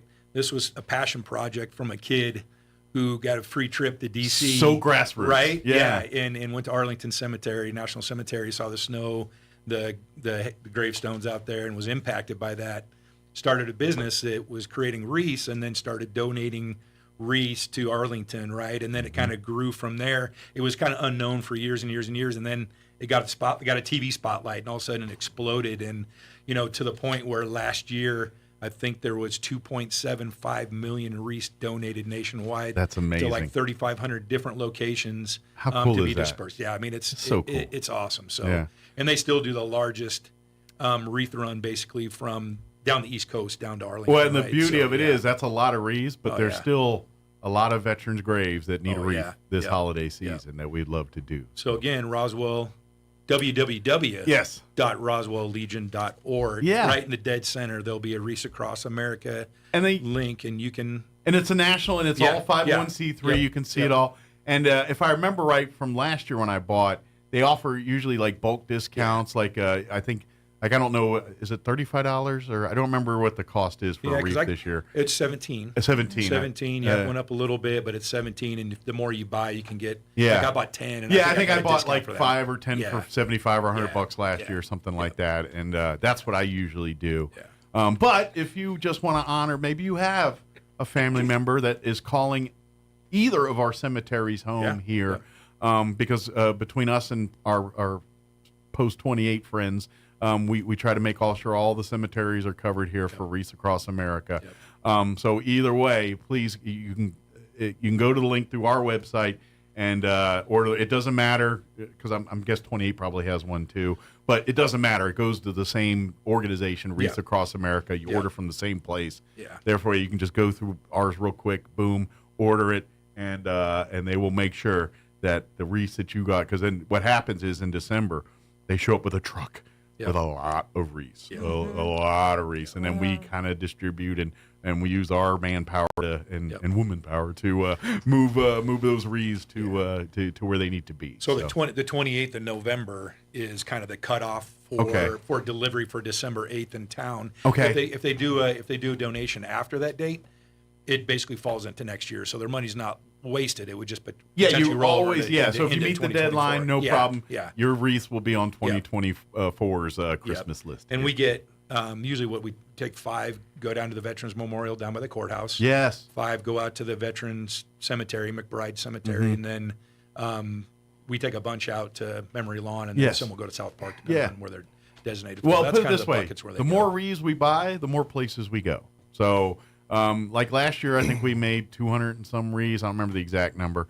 If we could double that number, then guess what? Then we're going to be get more places, and I would like it to a point where we're at a point where every veteran's wreath in Chavez County, or every veteran's grave has a wreath on it. That's what I was trying to say. I messed up some words there, but maybe that's a good challenge for. We'll get there this year, close as we can, right? Maybe that's a good challenge for next year to put that out. Here's how many veterans we know are at cemeteries in Chavez County, and here's how many wreaths we'd like to get, and put a challenge out to the local community to help us get there. Absolutely. It is so important that we especially when we're coming here on the November month and honoring our veterans and obviously honoring those that made this ultimate sacrifice for our nation here, and some of those graves that are now home here are some of those people that did pay the ultimate price for this nation, and we there's never enough. To be honest, a wreath's not even close to being enough, but it's at least to say we remember you. I'm glad you said that, because their motto, Wreaths Across America, is remember the fallen, honor those who served, and teach the next generation the value of freedom. So kind of foundational to what you're talking about. That's exactly what we're about, and that does send the message. It's kind of like what I guess kind of shifting gears to Veterans Day here. That's kind of the whole point of this day. I mean, yes, the whole point is to honor and celebrate our veterans, but it's twofold. It is to inspire the next generation to pick that baton up.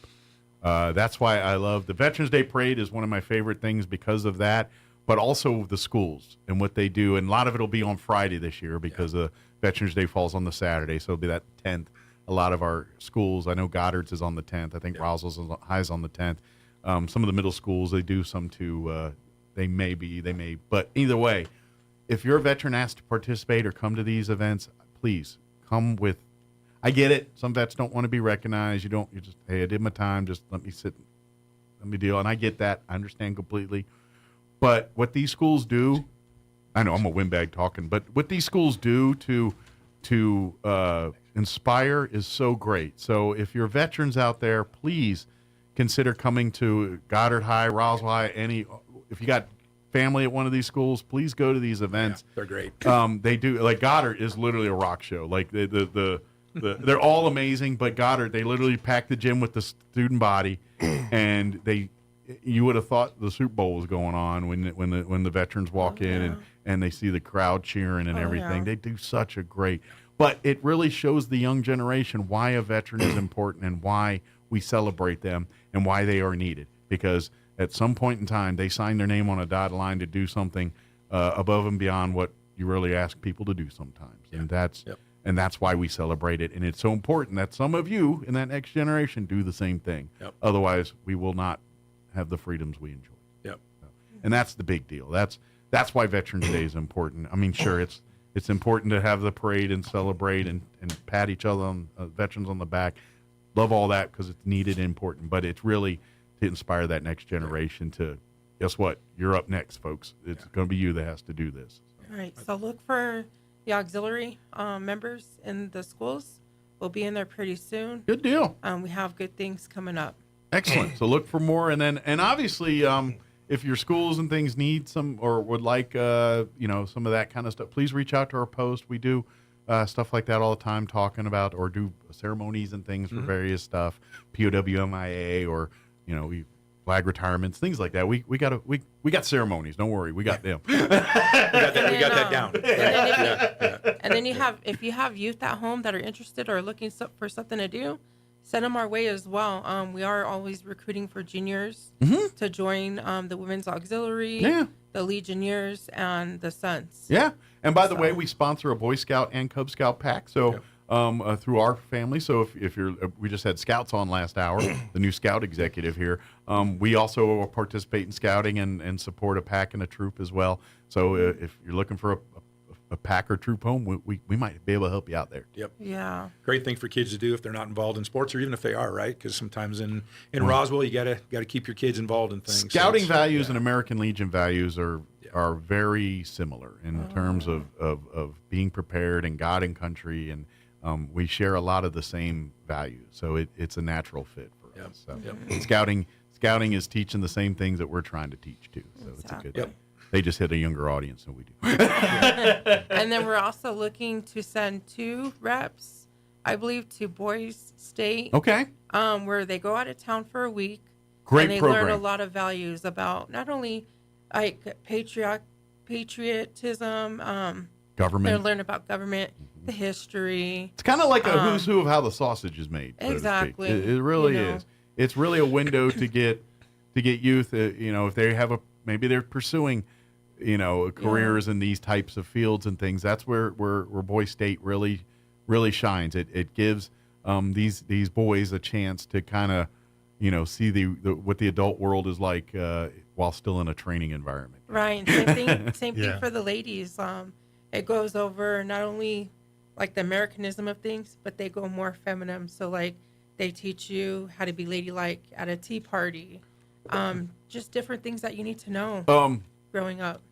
What's that big long cotillier? What's that word that they I'm not going to try. But I went to a few of those in my day. Yeah, cotillion. Yeah, cotillion. That's it. And they're so much fun. I mean, you get to dress up and just talk and get to know other people professionally. Well, and it's always good to know that stuff. Yeah. The formal, like I had grandma. My grandma taught me.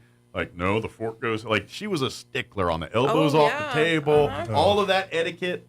My grandma ingrained into me. That was she got it somewhere. Yeah. Well, she was very proper. Like, she's, like certain food she wouldn't mess with because that's not proper. You know what I mean? Like we have a hamburger. She called a hamburger, and it was literally a beef patty, no bun, no ketchup, it was just a piece of meat. Naked meat. Yeah. And served on a platter. I'll get it. That's another conversation. Or SOS. Right? I'll never forget the one. Yes. Oh yeah. I'm not gonna say it. But. Well, see, I'm lucky. I'm Air Force. We had good chow halls for the most part. Yeah. I would agree with that, having stopped at a few and been very jealous Air for Force, a few minutes. Yeah, Air Force. They had good chow halls. Although I've had a few Navy ones and it ain't bad either. Like the Navy weren't bad. I haven't messed with Their Army. cooks are good. Yeah. I think if you live on a boat long enough, you have to get good at things. Oh, you just do. You got to make something out of nothing. So they've got that skill set. Where the Air Force guys, everything we need and want is right there. Mm-hmm. Like I know the hotels. They're spoiled. That's right. What do you mean I can't have mushrooms in my omelet?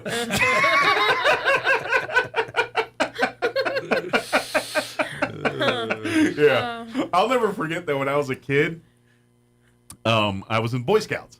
and we went to Norfolk to do like a weekend get it. We got to camp and do all this, but we got to tour. But we got to eat at the Navy Chow Hall there. And I was like 13 or whatever. And he's like, what kind of eggs you want? I was like, what kind you make? Any kind you want. Scrambled. Can't do that. Fried. Can't do that. I was like, oh, I'll just take whatever you give me. All right. And then That's the answer. Pretty much. I asked him, what kind you make? Any kind you want. Scrambled. Can't do that. Oh, my goodness. That was my Navy Chow Hall. But absolutely here. But Veterans Day is coming around the corner. Yep. We are having our Veterans Day parade. It will be November 11th. 9 a.m. is kind of when everything will kick off here, right as we normally do here on the Chavez County Courthouse lawn. Yep. It's going to be another big event. We'll have the parade thereafter, and then we want to invite everyone to the Wool Bowl parking lot for a little after party afterwards. Yep. And where we're going to have booths and set up and some food and all kinds of stuff. So come to our table and check us out. We're looking for new members for Helping Hands, because we do have a lot of good, like I say, in store for 2024. Yeah, absolutely. So be on the lookout. Absolutely. And but we do want to. We would ask that we can get as many people to come out. Veterans come. We'd love to have you. Wear your hats. Wear your the parts that make you and showing everybody. But we'd love to get as many people to come out. It's going to be a fun parade. Let's line up and now, like I said, if you want to see and everything, you want to be downtown here around the courthouse lawn area, Pioneer Plaza across the street. That's where everyone's kind of meandering and gathering. But if you just want to see the parade and wave and everybody, anywhere between the courthouse lawn and the Wool Bowl on North Main up to the Wool Bowl there, College, I guess, right around that area. You get a good spot and you'll see the parades of cars and things. And we're looking for people to be in the parade too. Yeah. Veterans, if you want to be in the parade and all that, reach out to us. We don't get as big as the Eastern Fair parade, so we don't have to quite do the logistics that they have to do. Just block off some roads, but nothing big. Yeah, right? We usually set up shop there on either in Virginia behind the courthouse there in that parking lot, or on kind of the East 2nd there. They kind of stage there, and then they'll start off on that. Yep. Well, the roads will be blocked off and all that. But if you want to be have a vet, and then I know like all the time there's organizations looking for veterans, and like I know the Veterans Transport every year has their vans in the parade, and every year they're at the parade saying, "Hey, any veterans want to ride with us? And want to ride with us?" So if you'd like to reach out to the Veteran Transport, they always are looking for people to be in the parade. And by the way, if you're a veteran and needing that assistance, or if you'd like to volunteer, great organization. Great. Transport a large part of the state, right? Yeah. No cost, and absolutely. all the drivers are volunteers. They rescued one of our guys just recently, a few months ago. Yeah. He went up with his wheelchair, and somebody stole the trailer. Oh, yeah. Get home. Matter of fact, he told that story on the radio a couple months ago. Yeah, they helped us out big time on that one. He was up for a statewide post event or statewide Legion event. And yeah, well, you know what happens in Albuquerque. You watch the news. Yes. You watch the news like I watch the news. Well, guess what happened? That thing that you see on the news all the time happened. And so yes, our Veteran Transport, those folks came to the rescue on that. But they do that every day. They're always taking vets to appointments in Lubbock, Albuquerque, Artesia, wherever their appointments are. They're taking them to that stuff. So. You know, the Legion is all over the world. You'll find a little post in a tiny town in the Philippines or something where some retired sailors live and things like that. Our Commander Lee, is also a bigwig at the state level, and he goes to the national levels. He's got many colored hats, yellow, white ones. Yes, got my husband as well. Yeah, your husband's got quite a few colored hats too. Frescus. Yeah, he's the commander of the SALs. Just want to give a shout out. Hope you're having a good day today, babe. That's right. He's at work. Why are you here? You need to be here. He's a commander, right? Right. He's got to represent the Suns. Come on. No, he gets a pass. He's working. Well, he sends me. He gets the better half. We and I do it for both of us. There you go. Commander Lee submitted a proposal to the national level to change the name of the Mexico Department, the country of Mexico, to the Latin American Department, so it covers the people in Central America as well. Yeah, because like you said, there's a group of veterans and stuff that probably, living on in Costa Rica there somewhere, and they can be part of a Legionnaire post. Yeah. Oh, sure. Absolutely. Without a doubt, there are some embassy guards in Mexico City who are a member of the local Legion. Yeah. So really, it's that was kind of in the world of Legion, kind of a formality to change it to a name that kind of more. Which is a pretty big deal, right? Those resolutions got to be written up formally, and they've got to be voted on by several groups of people. So to have that proposition put in front of the national level and get approved is a pretty big deal for them. And here's the thing with some may realize, some don't, is the American Legion is actually sanctioned by the U.S. Congress. So that being said, we're held to a different standard, but also we have a little bit more headway when it comes to reaching Congress. Since we were sanctioned by Congress, by default, they have to listen to us. And so we carry a little more weight in that world. But that being said, it also means we have to be a little bit more stringent in how the process is done and creates, like any other government operation, red tape. So we deal with that probably a little bit more than maybe VFW or something like that. So the Veterans Parade this year, too, we always have a theme, right? Last year was kind of the forgotten conflicts in between. Those Cold War. Cold War stuff. So so it's Desert Storm is the period we're honoring our year, Desert right? Storm vets and everything here. So so you might see a lot of brown at this one. Yeah. The official color of Desert Storm, brown. And everything after that. Yeah, exactly. Because before it was like, they got brown uniforms. So this covers like all 4 veterans from 1991 to 2001. Good deal. So and obviously, if you serve during those times, if you have your medals, it'll tell you.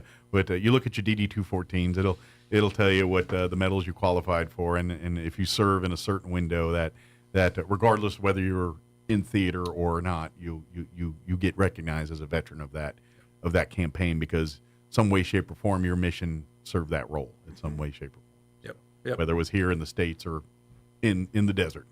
So, but we would love to. So it's all themed towards that. Look for like in the schools doing essay contests over the. So if you there's one wrapping up the end of this week. Okay, it's an art and essay contest. Younger kids, it was mainly centered on the art. Middle school to high school, it was art or essay, 500-word essay, but it's all centered around patriotism. Okay. Poppies is a theme because obviously and then poppies when we tied to veterans. Poppy's the universal I'm the symbol. poppy lady, so you'll see me a lot. Which, by the way, we'll be having. They'll be out and about. Poppy tables. So if you want to get your poppies to show your support and things, and that's our official poppies. If you always wondered, why are veterans? That's our official, our love for veterans and things. That's our. Yeah, so the colors mean something. We'll be out there, educating individuals. Yes, explain the whole meaning behind it. In case you haven't noticed, everything in the military has pageantry and a reason for it, and it was done for a reason because somebody did one thing one time, and even though all the colors look good together, they were chosen for a certain reason. Yeah, everything is symbolic and has a meaning, and everything you do in the military, from the customs and traditions, and that's what. To be honest, that's what makes the military great to me. I mean, they got a mission, and quite frankly, you do work that you really hope you don't ever have to do sometimes, depending on what you do. But the customs and traditions create an aura and an air of the brotherhood and sisterhood, the camaraderie of it. That person, you may not even like the same things, but when push comes to shove, you're going to be there for each other. Yep. And there's something, and that's what makes veterans, what they do and how there's just something that happens that you can't recreate in many other circles. Law enforcement, first responders, they get it. They see the same kind of thing. Yep. So, but it's just sometimes adversity creates the strongest bonds, and military has a lot of those scenarios. Oh, yep, agreed. Yeah, but definitely going to the Air Force chow is not one of them. It's not adversity. No. By the way, great split pea soup in the Holloman Air Force. I don't know if it's still there. That was 20 some odd years ago. But the fact you remember that must have been really good. Where was that based out of? Holloman. Yeah, Holloman. Yeah, I was stationed at Holloman, and I worked midnights. And so I ate at weird hours, but there was always soup. I do too. Yeah. I work. There was always a thing of soup, and it was usually split pea and ham, and so I ate a lot of split pea and ham soup during my time in the military. which I still love to this day, by the way. Is that what brought you out to Roswell? Yes. The split pea soup? Yeah, well, yeah. The split pea soup, yes. hence all the green on his desk. That's right. The alien. You want green with that or red? Yeah. That's right. Yeah. Split pea soup red, please. But yeah, between my wife, that's what got me to Roswell. Military brought me to New Mexico, and my wife got me to Roswell. But yeah, I was stationed in Holloman. I worked 117 back in the day. So your wife's from here? Well, yes and no. Like she's from Ruidoso it's beautiful up there. East Texas. Like she grew up initially in Ruidoso. Her parents got divorced, and so her high school years were in East Texas. So she's got a foot in both worlds there. Cool. She's a New Mexican with an East Texas accent. It's kind of weird. So I'm a Texan myself, San Antonio, Denver, Colorado, now New Mexico. So Okay. It's awesome. Best of all three worlds. Like, I know when I'm in trouble because I hear Mike in the eye. It was like, that's I'm in trouble. Decibels went up. Equals trouble. That's all East Texas. So yeah, so you know the foot in a couple worlds too here. So, but that being said, so on Veterans Day here again, 9 a.m. is when the parade will start. Get out there a few minutes early, maybe about 8:30 or so. Get you a good spot. Hopefully it's not too chilly, but I was going to Christmas say in the that's air. one of the standard themes too. It will be. Yeah. And the weird part is it could be scorching hot the day before, and it's still going to be chilly that Saturday morning. I don't know how it happens. Yeah. It's like it's 90 today. It reminds me of Colorado. That Saturday over morning. again. Yep. It happens every time. And then please, we'd love to have you come to the Wool Ball parking lot afterwards. Come hang out, meet some of these other, like you want to talk to vets and meet with them. They're going to be kind of hanging out there. There's going to be food and all kinds of stuff. Maybe a few static displays. We're working on some of that stuff. But we would love to have you come out. And obviously, if you're an organization that would like to promote, especially if you're wanting to reach out to veterans and things like that, love to have you. A lot of times we have some of our civic organizations come and just give veterans things at this event. It's like we just want to be there and then give them little care packages or little swag bags just of thank you stuff. And so we have a lot of organizations that like doing that. So if you'd like to do that, veterans, come get your free swag. You know, but we'd love to have you do that too as well. That's all kind of part of that thing is kind of people want to do their part to kind of thank vets and that's so we and it's also resources. Like if you want to get resources to vets, you know, helping them navigate through many of the VA stuff or whatever, if you're expert in that kind of thing or your organization is, we'd love to have you reach out to us and be a part of this event too. So, good deal. What else? Just so you know, we will be out at the walk this Saturday. Walk for Alzheimer's is this Saturday. Yes, that's a passion of mine. Yes, and because I'm in the medical field. Hopefully, you can still I know it's late in the game, but if you want to still get involved as with a team and stuff, I think if you reach out now and get crack-a-lackin', you could still get a team together. Well, our Post 61 family always has a team that participates and help out. By the way, one of our other members who's off gallivanting right now. Seeing the world. Yes. He's big passion project. One is our American Legion, but two is the Alzheimer's Association here too. So he's kind of our Sherpa through that kind of stuff. Yeah. Is he back in town this weekend? No. Oh. I think he'll still be out. Off gallivanting and seeing the world. I don't blame him. Oh, I don't blame him either. I do the same thing. Yeah. I'm just envious and jealous. I like getting pictures of Sydney and. Oh, I know. And it's not weird hours. I was like, you're up at this time. He's like, yes. Well, 3 o'clock. He's a day ahead of us. Yeah. He's like right now. I think it's Thursday where he's at. Right? It's not even Wednesday. He's like, that's right. Yeah. He's in the future. The world can't come to an end today because it's already tomorrow. That's right. Yeah. See, that's how you know. If Australia's still here, we're fine. Crocky, mate. Oh man. You know, I want to say something to remind folks that when they get frustrated about politics. Oh, and it's easy to do. Right. Our founding fathers knew that they couldn't make everybody happy. So what they did is they set it up so that we can take turns being in charge. Mm-hmm. We fight it out in our country at the voting booth. And so long as the last one, from dog catcher to president, got elected through the constitutional process, and unfortunately that includes vote fraud because that was here from the beginning. Mm-hmm. And so long as the next one is, everything's fine. Yeah. Everything's fine. Well, and it's I always say this thing, you know, you want your tool to make a difference. It ain't yelling at people on Facebook. No. That's fun sometimes. Yeah. Sometimes not. But you know that get the cockles of your brain all hopped up and everything else, but it doesn't make a hill of beans difference. See, go ahead. And that's what I decided to change. Yes, I did have issues with that for the longest time, Mhm. but now I'm all about spreading the love, hope, and just joy. Get involved. Yeah, changing the world around One is me. educate one at a yourself time. and vote. Exactly. And I don't care. Don't listen to people telling you you're wasting vote on this. That's Yeah. all hogwash. Exactly. You vote if that person lines up with your values and what you agree with, then you didn't waste your vote. You voted for the right thing. 'Cause I know. And do that. But to educate Yeah. yourself. Don't vote. Like if you have no clue of the people in the booth, maybe sit this one out. But if you do, then do vote your passions and conscience. Any country that has ever suspended their constitution, even for a day, is never free again. It gets easier and easier to keep suspending it. Absolutely. Ours is hard to change, and it's also easy to change. Yeah. And it's a beautiful thing. If you don't like something, get with like-minded people and change it. And to be honest, that's why I'm sure everyone in this room has committed their service to the military in whatever way, shape, or form they have, and will continue to do so. Oh, yeah. Is for the very things you're talking about, Ted. And that's, sure, when you're 16 or 18 at the time and you're signing up, you're just like, all right, this looks like a good deal to, keep me out of trouble for a little bit, and then you start learning and seeing how the world works, and you're like, okay, this is way more important than I realized sometimes, and but for you guys, think growing up, everything's glamorized now. You know what absolutely. I mean? Like 16 and pregnant to, Yeah.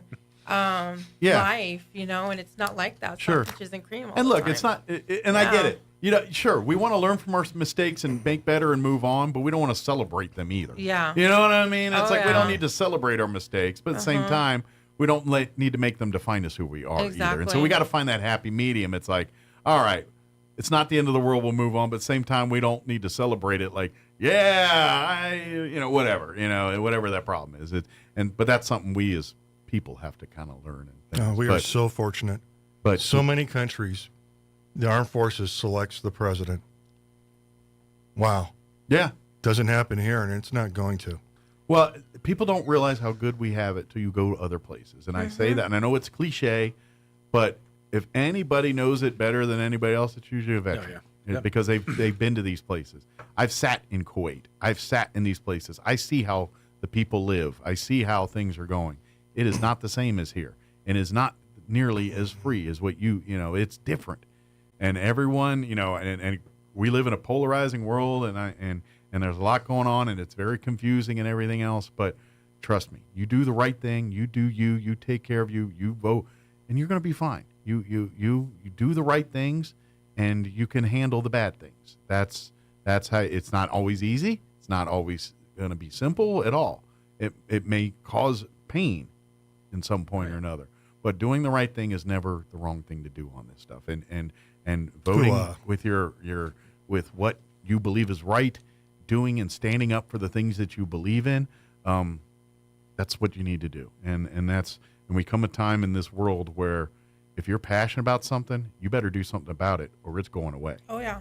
And because no one else is going to protect your passion, so you need to be a part of that. So I know we got way philosophical there. Yeah. But this is kind of what the American Legion stands for, that freedom, and then why the members of the American Legion and all of our branches, our riders, we don't have any riders, but the rider branches, every facet of American Legion, they believe in that thing at times, and they still do, and that's why American Legion really is an important role in as far as for veterans and serving that role, and same with the VFW and all of our veteran organizations. I'm a little biased here because I'm a Legionnaire, but they're all excellent organizations that do great things for our veterans, and if you're not a veteran yourself but still want to support these things, please reach out to your VFWs, your American Legions. Reach out and talk. Say, hey, I'm not a vet, but I love the mission. How can I support? And I guarantee every one of these, I know Post 61 will find a home for you, and we'll find even if you're not a veteran or never served or not served adjacent, you just believe in what we do. We would love it. We'd love to have you slow with us on Thursdays, or we'd love to have you helping support at Veterans Parade or any of the events, or helping Ralph whack weeds at memory lawn here. Paint fences or whatever. Put you to work, Yeah. Because let's be honest, if we can give Ralph a little bit less time whacking weeds, that gives him more drone time. Right. That's to vote on Republican Conference Vice Chair Mike Johnson from Louisiana. Yes. The And I don't know fourth if you guys GOP know what lawmaker that to be is. I know nominated you for guys Speaker, do, but and the second a white nominee within star a day is after Majority someone who Whip served Top in member the- from in the Minnesota military, dropped out after running into but opposition. ended their life by suicide. And there's many reasons behind that. I mean, and it doesn't stem from mental health.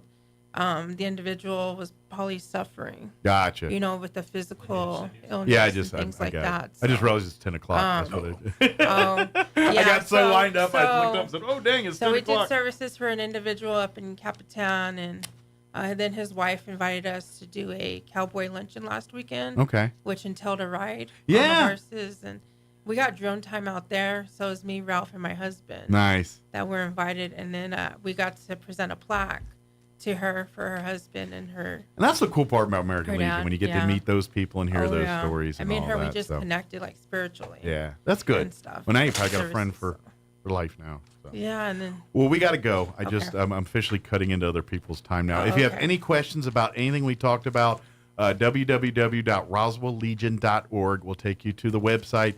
If you want to know about scholarships, Wreaths Across America, our Veterans Parade, becoming a Legionnaire or an auxiliary or a son, all of the above is right there. And or come out to our next meeting. It will be November, whatever that first Thursday in November is. I don't know off the top of my head. So it's the fourth Saturday, so I'm going to guess it's the second. November 2nd. It'll be the second there. So good deal. Did we get it all? And then we'll meet at 6 p.m. 6 p.m. 6 p.m. at First United First Methodist Methodist Church. Come on, come all. And if you get there a little early, we might put you to work on some other things. So, good deal. Thank you, guys. All right, thanks. Hospital has been set up in a nearby town. The Palestinian Crossing Authority said more than 400 foreign passport holders would be permitted to leave Gaza today. Egypt has said it will not accept an influx of refugees because of fears that Israel won't allow them to return to Gaza after the war. I'm Jennifer King. The terrorism threat in the U.S. is very real, and it's elevated. That sobering assessment from FBI Director Christopher Wray, delivered to Senator Rick Scott and other members of the Senate Homeland Security Committee. Wray says we've seen one terrorist organization after another calling for attacks, and we should wake up. It is a time to be concerned. We are in a dangerous period. plans in the works for a meeting between President Biden and China's President Xi Jinping.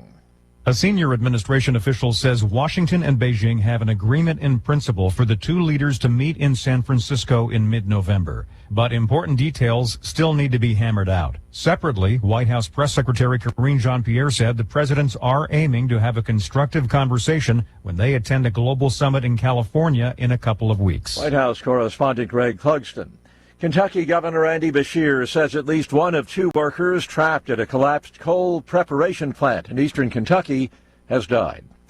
On Wall Street this hour, the Dow 184 points higher. The Nasdaq is up 107 points. More on these stories at townhall.com. Everybody wants cheap airfare, but where do you find it? You call low-cost airlines. Their prices are direct from the airlines, and they're so low you can't find these fares published anywhere. They specialize in cheap flights, discount hotel rooms, cheap car rental rates, and great package deals anywhere around the world. Wherever you want to go, they can help you get there cheaply and with a best price guarantee. If you want the lowest prices on your airline tickets or other travel services, call now. That's right, call. That's the only way to get these rates. Experts are standing by 24/7 to get you the cheapest airfare and hotel rates available. So don't wait. Call right now for the lowest travel prices anywhere and for great last-minute travel deals too. Call 866-755-5300. That's 866-755-5300. Again, that's 866-755-5300. Call us right now. By taking action right now.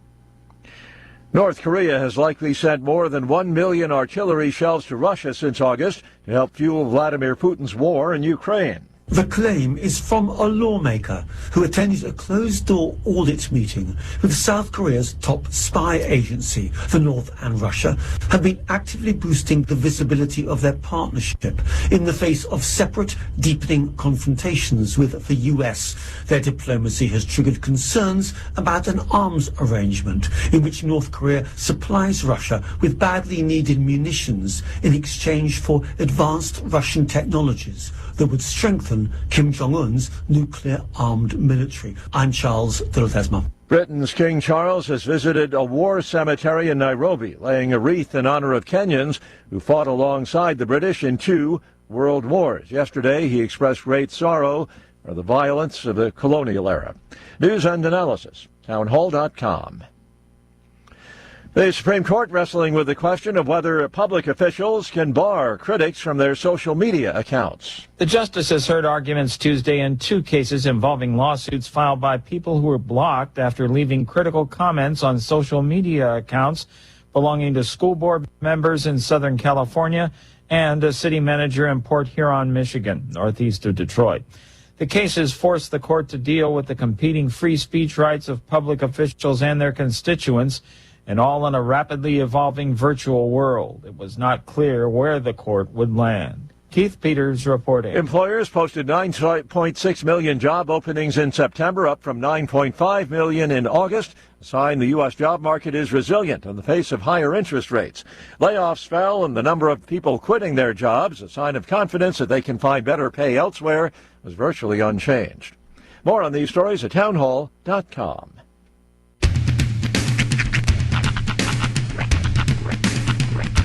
What in the wide, wide world of sports is going on here? I promise you, whatever scum did this, not one man in this force will rest for 1 minute until he's behind bars. Now let's grab a bite to eat. Yeah, come on. I feel the hot wind on my shoulder and the touch of a world that is older. I hit the switch and check the number. I leave it on and then I slumber. I hear the rhythm ringing through it. Flamenco guitar and cumbia music. I hear the talking of the DJ. The travel listen, what does he say? I'm on a Mexican radio. I'm on a Mexican radio. Broadcasting live from high atop the J.P. White Building in downtown Roswell, New Mexico.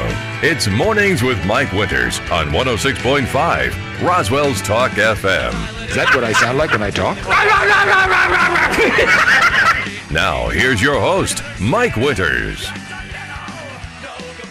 And good morning. It is 6 minutes after 9 o'clock.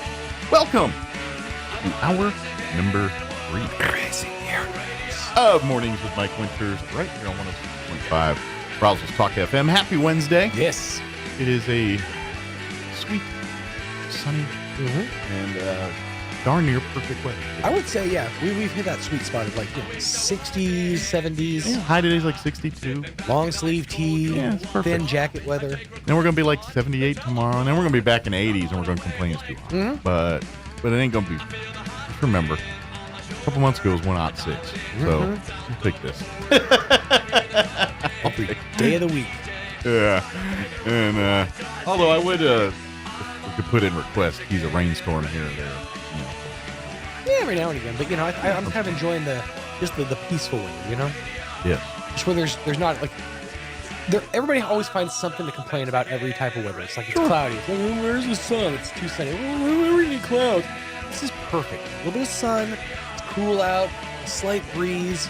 I'm going to predict in a couple weeks we're going to be talking about snow. Oh, I hope so. And probably complaining about it, too. I love Roswell snow, though, because it snows, and then it's gone by noon. Yeah, for the most part, except for that Goliath thing that stuck around for a week. But that was fun, too, because I grew up in Colorado, so I showed the kids how to play in the snow. That was wild, because we learned real quick we do not know how to deal with snow. No. That was like the apocalypse preview, because that's true. If the doomsday ever happens, store shelves are going to be bare. But here's the thing, too. and I can attest to this. If this happened in my hometown of Maryland back in the day, they would have been in the exact same situation because they get snow way more often than we do here, and they equally don't know what to do. It's the same stupidity every single time, and especially when you get in the D.C. Beltway area, you've got everybody from the people that have never driven in snow in their life to those people that, I was born with a snow tires in my mouth. I can drive and everything. You know what I mean? One of those people.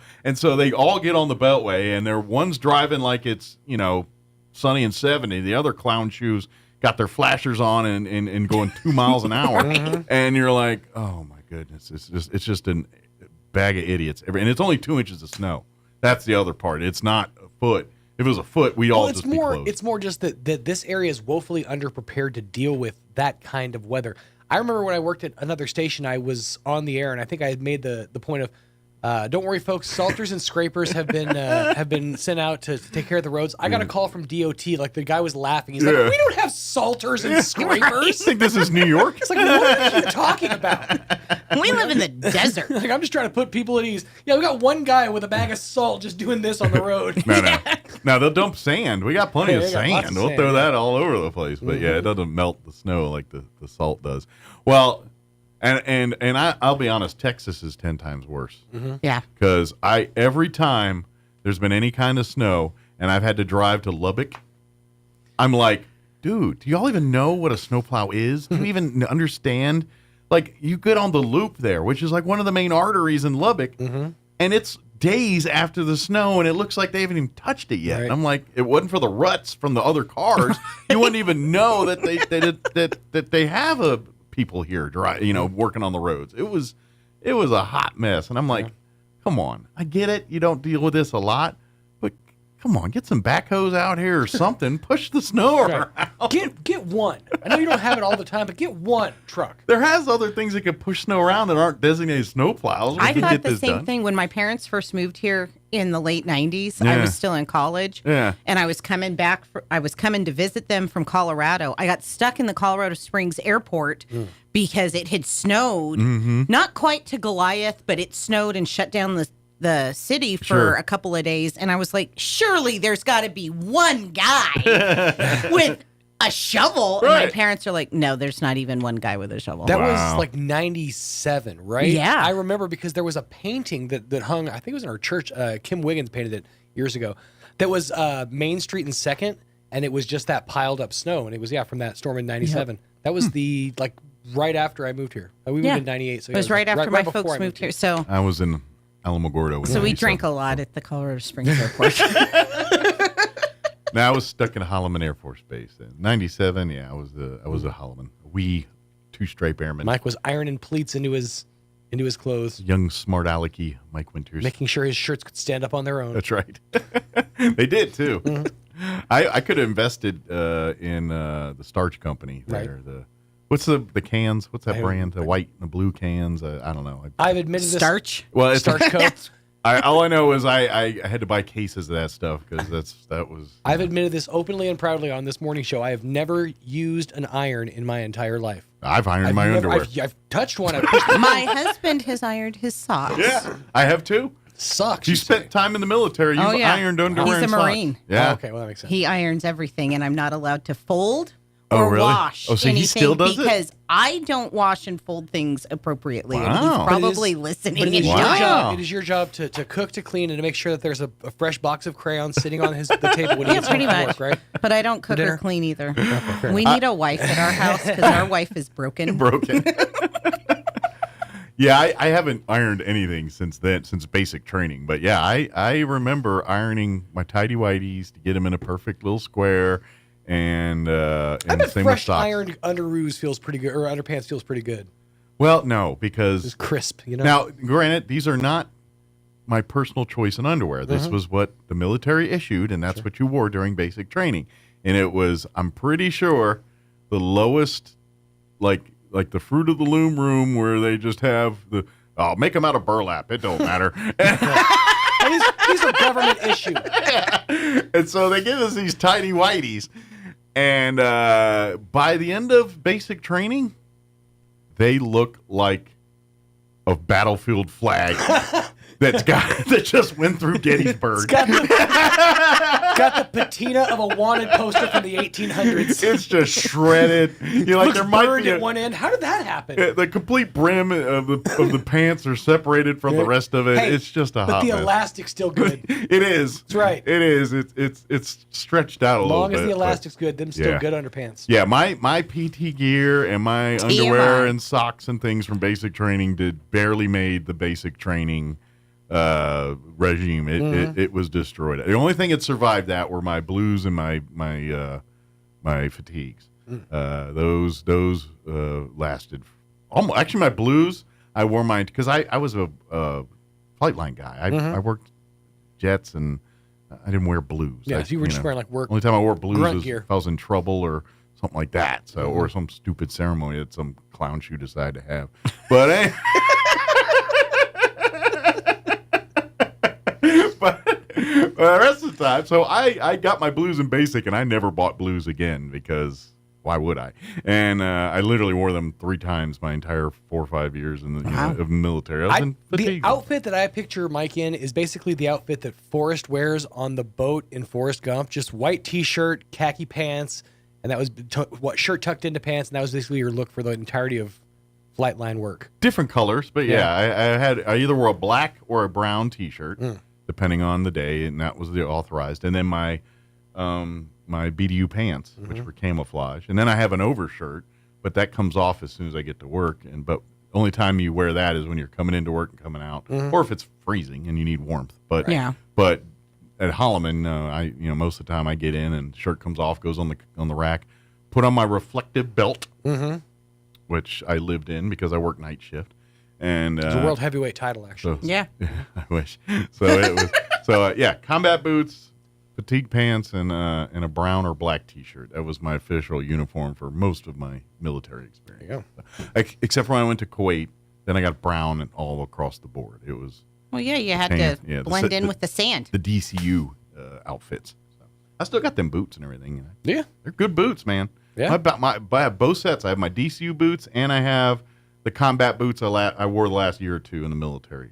Still have them to this day. They're steel toe. My regular combat boots are because I work flight line, so I'd have steel toe boots, and those things are heavy. But my DCUs are not steel toe. Because I guess they didn't have DCU steel toe at the time, so they don't have them. They don't make you wear them. You should break them out more often. Just be combat boot Mike. I could. I got some. Ooh, Waffle Stomper winners. That time we get snow, sometimes I wear them. That's about it. So, in case you haven't figured it out, Andrew Moore with the Chamber of Commerce going to join us here in just a few minutes. Get an update on events happening at the Chamber over the next few weeks as we're getting ready. Well, we just officially started a new month, which means a bevy of new events coming up here. So we'll talk about that here in just a bit. Later on in the show, we'll get you up to date with news of the local variety, along with your Wall Street business update and whatever else we can come up with for this hour of the show. Before we do any of that, though, let's take a look at your weather. I'm meteorologist Steve Hamilton with your Pecos Valley weather. Pretty nice over the next couple of days. Comfortable daytime highs, but we will be on a little bit of a warming trend for the rest of the week. We have high pressure in place, sunshine, and low 60s, and a little bit breezy today. Overnight, we'll be in the low 30s under clear skies, and then going up to 70 for the afternoon high on Thursday. It should be a sunny day. We're looking at upper 70s and sunny Friday, Saturday, and Sunday. I'm meteorologist Steve Hamilton, and that's your latest forecast. Thank you, Steve. Currently, I didn't scroll up enough, 36 degrees here in Roswell. Humidity's at 52%. Winds are out of the south at 5 miles per hour. 62 for a high today. Under sunny skies. Winds will be out of the south, 5 to 15. Tonight, barely below freezing, 31 for an overnight low tonight. Winds clear. South winds 5 to 10 miles per hour. Low 70s for tomorrow. Sunny and 72. Northwest winds 5 to 10 miles per hour. Overnight low of 38 under clear skies for Thursday night. Winds will be out of the south 5 to 10. Pushing 80 on Friday. 79 officially. West winds 5 to 10. Overnight low of 42 for Friday night into Saturday under clear skies. And then for your weekend warm, sunny 78 for Saturday. and sunny with a high of 80 on Sunday. And it looks like Monday and Tuesday next week we're going to be in the low 80s as well. So warmer temps on the way. So if you like the cooler, today's going to be your better day than next couple days. All right, it is 9:18. We're going to take a 2.5-minute commercial break, and then we'll talk Roswell Chamber of Commerce biz on the other side. Don't go away. Under Barry Foster in the last 7 years, city debt has climbed 300%. Instead of hiring 5 additional police officers, Barry Foster supported the $35 million public safety complex that 80% of voters rejected. And Barry Foster voted to spend $8 million for a Taj Mahal council chamber at the Civic Center instead of repairing our drinking water system. Now city water rates may be forced to increase by 25%. There's a better way. Carlos Marujo. Endorsed by Sheriff Mike Harrington, Carlos Marujo strongly supports law enforcement and public safety. Carlos Marujo will take a back-to-basics approach to city services and spending. A committed family man, Carlos Marujo understands that government must live within its means. And Barry Foster blames not paying his water bill for 2 years on his wife. Roswell doesn't deserve 4 more years of Barry Foster. Carlos Marujo, he's the change we need on our city council. Our Values PAC is responsible for the content of this advertising, paid for by Our Values PAC, not authorized by any candidate or candidates committee. Of all the flowers in the world, pansies get a bad rap. Hi, this is Jim Gill with Roswell Seed Company. The name pansies sound delicate and weak, but in reality, pansies are bold and beautiful. When the frost has killed all the other flowers, pansies start blooming and they'll bloom all winter long, which is why you should come see us at Roswell Seed. We have a greenhouse full of colorful pansies ready to brighten up the coldest winter day. So come get your pansies, and remember, if someone calls you a pansy, take it as a compliment. A dining set is the staple of family gatherings. It's where you spend holidays, where you help your kids with their homework. It's an entertainment setting for game nights or new recipes. Your dining room is a centerpiece of style and design. This is Melanie from Glenn's Furniture. Here at Glenn's, we bring quality to the modern dining room. Our selection is extensive with clean lines and subtle curves, from traditional to contemporary with wood or stone tops. Stylize your dining room at Glenn's on Union and Alameda, where delivery is free since 1953. Are you looking for a way to serve your community? Look no further than the New Mexico Army National Guard. Whether it's disaster relief or defending our freedoms, the New Mexico Army National Guard is always ready to serve. Gain valuable skills, receive world-class training, and be a part of a team that makes a difference. Step up and become the best version of yourself. To join the New Mexico Army National Guard, call us at 1-800-GO-GUARD. That's 1-800-GO-GUARD.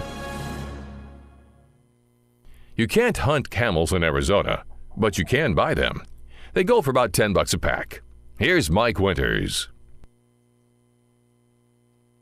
And good morning. It is 21 minutes after 9 o'clock, and joining us in studio this morning, CEO, Director of the Roswell Chamber of Commerce. I always mess up the titles every time. It doesn't matter. She's a director of the chamber there. Angie Moore back with us. Good morning. How are you today? Good morning. Thanks for having me. Anytime. Of course, now that we are in a new month, Halloween is over here. Of course, Election Day is next week. So yes, we're getting a week from yesterday. We're getting Get into out and a vote. busy time here. So if you haven't early voted yet, I think you'll have till like Saturday to do that. Yeah, I think. And then just a couple days. All the early voting goes away, and then we'll just be able to vote on Tuesday of next Correct. week and go to I feel like there's 11 different voting I think convenience so. centers throughout town. But anyway, so we're kind of past that side. Now it's to the point where y'all have to get out and do your thing.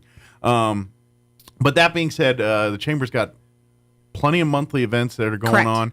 on. So we're kind of reset with the new month here. So if you've never been to some of our different meet and greets with county officials or city officials or school officials, then you might want to put some of these events that Andrew's about to tell you on your calendar here and make plans to attend, because these are the ways to kind of find out what's going on in our community. Correct. Right from the horse's mouth, so to speak, here on that. Absolutely. We've got Chat with Chavis County, which is always the first Wednesday of the month. Mm-hmm. So I guess today we have a luncheon. Come on down.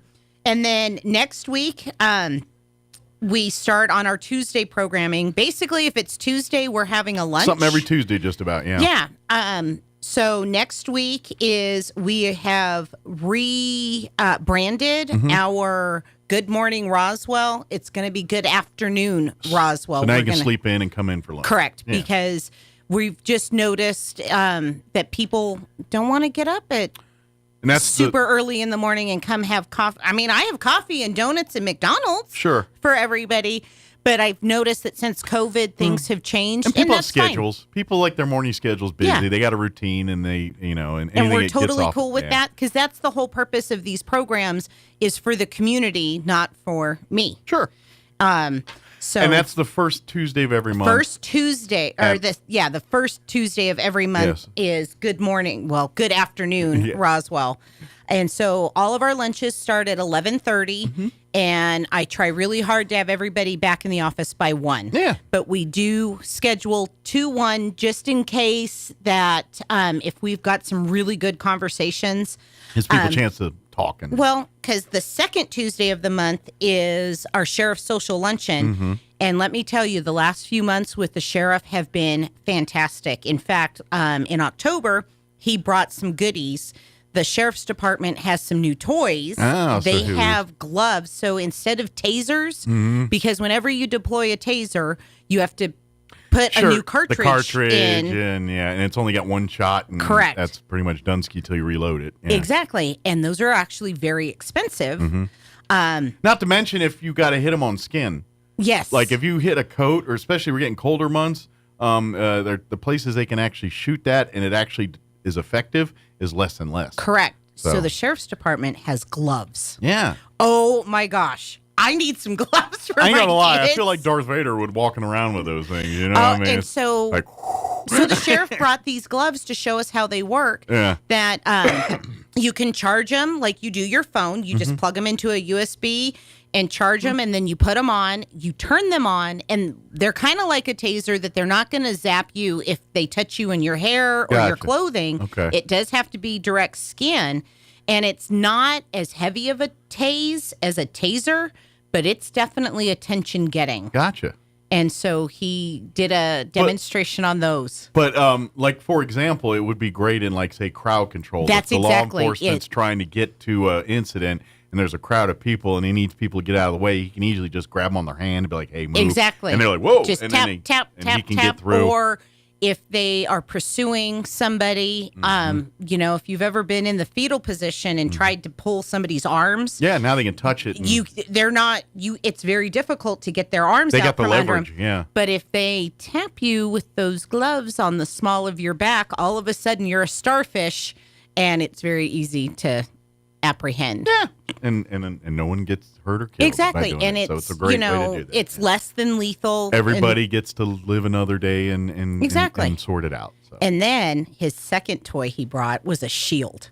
Okay. This shield looks like Captain America's shield. All right. And it deploys sound. Okay. Once again, it's a good crowd disperser. Okay. It gets the attention. And he did turn it on in the conference room. He gave everybody a heads up. He's like, I think you need to plug your ears. And even with your ears plugged, it was pretty loud. And so I, wanted to hear the full effect. So I unplugged my ears, and it's pretty, it's pretty stout. Good deal. And so he was like, yeah, you go into a chicken fight, and he goes, all of a sudden, even the chickens are like, whoa, okay, what's going on? Which, believe it or not, that stuff they actually come across more often than you think. Well, where they exactly. Come and there's these chicken fight rings and things like that going on. Yeah. It happens more often than people think. And that's exactly what he said. He goes, you would be surprised at the things and the places that we go and see and do. Absolutely. So, well, that's cool. So, but that'll be the second Tuesday of every month. You can come in here, the sheriff, and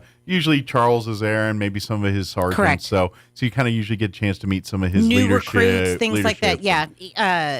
The sheriff does a great job. Yeah. And then our last Tuesday of the month is our education lunch. However, we are taking a hiatus on education for the holiday break. For the holidays because, for example, NEMI is getting ready to be done for their semester at Thanksgiving. Of course, RASD is getting ready to go into their testing, and then we go into Christmas break. So November, December, we take those months off for the education. Correct. And we'll pick it back up in January. In January. Yeah, absolutely. And then, so if you want to be educated on the things that are going on in our community with the county, with the city, with the sheriff's department, within education, come to the chamber. We've got the people in place that are at the forefront of all of this to come and give the updates. Of course, chat with Chaves County. We've got our county manager, county commissioners, department heads that will come in and give you an update. What's going on within the county? And come ask your questions. Please come prepared with questions, because I promise you all of these leaders in our community want the community to ask the questions, because then they know how to direct their efforts. Absolutely. And for a by the way, gee whiz, I don't know if you heard the replay interview this morning, but we had Chaves County Manager Bill Williams and Tina Dixon, Roosevelt County Commissioner, join us live in person yesterday. But we talked about the 30 by 30 and all that stuff. And so, like, for instance, that county meeting today, that's a good time. Usually Bill Williams is there. And so if you're like, I heard that interview, I want to ask a few more questions, he'll be happy to talk to you more about that. That's, it's technically county related, but not county related. It's a bigger picture thing. But Chaves County is equally involved in that fight with our other neighboring Lee and Eddy and all the other counties, Roosevelt and so forth in southeast New Mexico here. So they'll be happy. So if you want to know more about that kind of stuff and what they're at, come to the county. And that's exactly what this is all about, is for you to be able to ask those in-depth questions, because even if you go to the county commission meetings, there's not always that time for the public participation. I mean, you can publicly participate and give your thoughts, but there's not going to be that conversation where you can ask questions and get answers. Our luncheons at the chamber are that time for you to have that interaction. And it takes out the filters. It really does. It allows you to talk one-on-one with the people making the decisions, or the people that are adjacent to the people making the decisions. And so it is a direct conduit to the people that are doing that. And so with that, you cut out the filters of a media partner in there, or someone spinning some way. You can hear it directly out of the horse's mouth and decide for yourself. Yeah, that's a good answer, or no, that's a political spin thing that they just absolutely. told me. And I'm telling you, after doing these, since June, since this summer when we started to bring back all of these programs, that the community leaders do want to know, because if the community does not tell our community leaders, the county commission, the city council, how to steer the ship, then they're going to go do whatever they want to do versus what the community wants. Absolutely. And our elected leaders really, at least in this area, really truly want to do as the community wants them. They would really rather not have to just do what they want. Absolutely. They bow to the will of the people at the end of the day, and the people in their districts. And so, always stay in touch with your county commissioner, your city councilor. If you have issues or questions or want to stay, that's why they're there. They're there to represent you in these forums. So that's why you vote here next week and everything else, to make sure that the people that are making these decisions are the ones that agree with what you agree with. Absolutely. And if you, I rattled off a lot of stuff pretty quick. If you don't know, what's today, what's going on today, go onto our website, roswellnm.org. And go to our events page with our community calendar, and everything's on there. You'll be able to see exactly what's going on, and you can RSVP. There's no cost to any of our luncheons right now. But I just like to get a head count, because I'd rather have enough food. Well, we don't want to order everybody. an army of food and only 20 people are eating it, or 10 people are eating it. Exactly, or 10 people worth of food, and I get an army. And you get 30 people. So I try to make sure that we've got enough food for everybody. Absolutely. And so that's the only reason I ask for RSVPs. But if you forget and you don't RSVP, show up anyway. We'll find a spot for you. Absolutely. And maybe Sheriff will share his sandwich with you. Right? Maybe, if you're lucky. But yeah, these are great ways to get involved in things, or find out what's going on. And of course, if you have questions about anything community related, the chamber is a resource. If you're looking for resources on certain things, or maybe you're looking for a certain product or something that you are having trouble finding, let the chamber say, hey, we got a great group of chamber members. Yes. More likely, they probably have what you're looking for. And sometimes my answer is, I don't know, but I always take your phone number, your email, your contact information, and then I will go do the research for you and contact you back, because I have gotten a few phone calls in the last few days asking about either community events or organizations. And I'm like, I didn't even know that was a thing. Absolutely. So let me go look, because if it's a thing in our area, we want to promote it. Absolutely. So please go to our website, and it's the first of the month. You can get out your daily, your calendars, your That's iPad, right. your planner.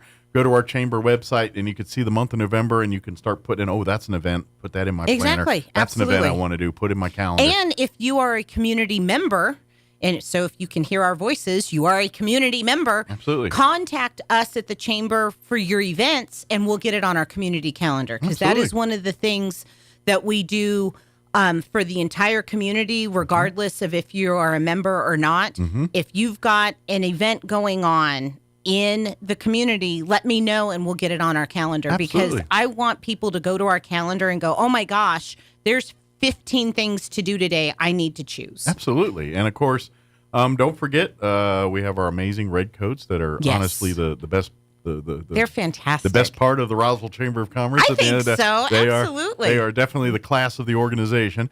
And but don't forget, chamber members and things. If you got events or ribbon cuttings or an anniversary or things, our red coats love to come and support your events like that. Yes, So we come love and to do all business that after stuff. hours to showcase our members, our ribbon cuttings and grand openings. In fact, we've had 4 ribbon cuttings and grand openings in the last 2 weeks. Everything got kicked off over at NEMI on the 19th with their academy, their preparatory academy. Yeah, they had the official grand opening. They've been open for a couple months now. Yes, the 6th graders have been in school the whole time, but they got the 6th grade wing of their building complete, so the 6th graders got to move in and have class over there. So on the 19th, there was a huge grand opening and ribbon cutting, and there was, I think, about between 50 and 60 people showed up from the community to be a part of the event. It was a fantastic event. And then that weekend, St. Mark's had their pumpkin patch, as they always do. So you could have gotten it's passed now. The pumpkins have passed. In fact, yesterday I went past and there was not about to say, one. They go through the pumpkins. They go quick. I mean, there's so many, but they get rid of every single one of them every year.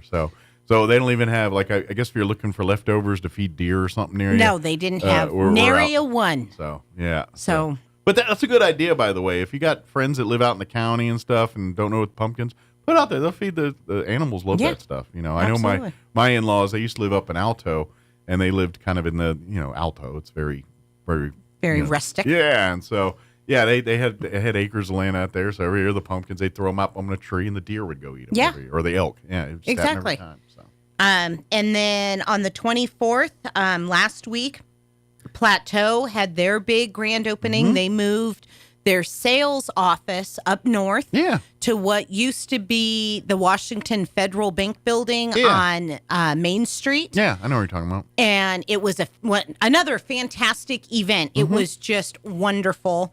And then Steel Depot out on East Poe behind the fairgrounds just built a brand new building. Okay. So they can do some fabricating. Okay. And so if you've got a need for steel, you don't have to go out of town. They got you covered. And Steel Depot, do they also, because I think, don't they also, like Christmas around the corner, don't they sell like chainsaws and stuff like that too? Or is it just the steel? I believe it's just the steel, but you can contact them and they're going to let you know. I was thinking they sold like stuff like that too, so if you're looking for that. But because we were wrong. just in the new building. I got you. And it is a huge building where they can do your edging for anything that you need, your roofs, your fences, but you can also get your metal fencing and your metal roofs. So if you like to do DIY it, you can do it. Or yeah. if you want it contracted and done by people that do but this you can for still living, buy your stuff, your supplies here in town. Good. And that was something I didn't know about, that I thought you had to go out of town. And so talking with Steel Depot and the guys over there, it was pretty cool. Like it's a pretty cool facility. So if anybody wants to go out there and see it, and then this spring they're going to do a business after hours to showcase everything that they're doing out there. I think they should all have Superman costumes. Right? Oh, that would be awesome. Man of Steel, right? There you go. Superman. And then, so that was everything we've done within the last 2 weeks. So we have been busy. And then this weekend, On Saturday, we've got 2 events going on. Okay. There's the Alzheimer's Walk. Yes. It's going to be right out here at the county courthouse. Mm-hmm. So come out. The ceremonies, I think registration opens up about 8:30, 9 o'clock in the morning on Saturday. And if you got some people want to put the team together and you get the It's raise the never money, too late. They'd love to have you do that. Absolutely. And then we'll do a couple laps around the courthouse. Yeah. So Even the if you don't have a ceremonies- team together, come out, bring out support. That's They've right. got a lot, like they'll do the garden thing, and they do a lot of the somber side where we honor those that have lost their battles, but there's a lot of the fun stuff too. Oh, kinda- absolutely. Because to be honest, like there's a lot of hope in the Alzheimer's world. There because is a ton of hope. There is so much Yeah. going on. The research, they're getting closer and closer to Yeah. what they're calling a cure. Like there's people that, So that we feel like it's- in our lifetime we might see. Yes. People that are recovered from Alzheimer's. It's very And, exciting. So yeah. come out and be a part of that. And then also at 10 a.m. at the Boys and Girls Club, the Community health fair, Community yeah. Health Day Fair. Yeah. It's informational. I think they will have if you want the screenings, like I believe so. the glucose or And blood pressure, that and kind of some stuff. Absolutely. Yeah. Although I think you need to fast if you do glucose. I don't know for sure, but I think if you're going to be testing for diabetes, you can't come on a I full think stomach. so. I think you have to be in. Call and ask if Yes. reach out to. But come out that Saturday at the Boys and Girls Club. Our Redcoats are going to be out there doing a ribbon cutting to start off, to kick off everything. And if you haven't been out to the Boys and Girls Club, they during COVID they remodeled that building. It's a brand new building. Oh, it's beautiful in And there. so if you haven't been in there, use this Here's as an your excuse chance. to walk in and check it out. Get some Yeah. health fair stuff done. Get some information. Bring your whole family because there'll be stuff for the kids. There'll be stuff for the adults. It's really a lot. And of course, if you want to learn more about the services of Boys and Girls Club, they'll have representatives there too. Correct. So if you need maybe you're looking for after school help with your family, Boys and Girls Club, they got you covered. Oh, So, absolutely. So if you need that stuff, come to the fair as well. They'll be happy to talk to you about that. So that's stuff. what we've got going on. And then, of course, we're just always looking for members at the chamber. Absolutely. If you can hear my voice, you are a part of our community. Absolutely. And we would love for you to be a member. We've got all different levels of Absolutely. membership, depending on what your needs and wants are. And then, of course, our membership helps. Every membership helps every other member as well. So if you are, for example, one of our platinum members, which is our highest level membership, that money helps filter down for some of our mom and pop places here in town that don't have the extra ability to be able to create their websites, do marketing, things like that. Generally speaking, our platinum and those higher levels, they're corporations, companies that have an HR department, that Correct. has a marketing department, things like that, where a lot of our smaller businesses, the marketing department, the HR department is one person. You Correct. know what I mean? And so that's where the chamber can help in, where the big corporate, they go in because it's helping with the community and getting involved, because they're those corporations have to do more with reputation and things when they come absolutely. in. And so they invest that way to promote their businesses.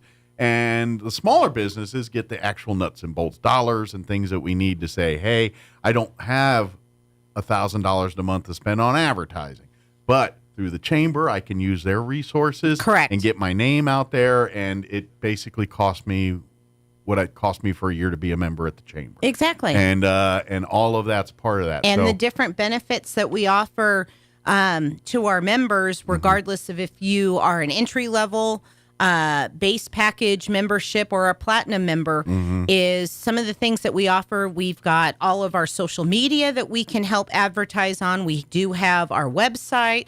We once you're a member, you have access to our Redcoats, so you can have your business after hours, your grand openings, we your love to ribbon go to the cuttings. small businesses and say, hey, check out this new boutique in town or this new restaurant in town. And the biggest benefit that we offer is when we get calls into the office, the first place I look for resources is in our membership.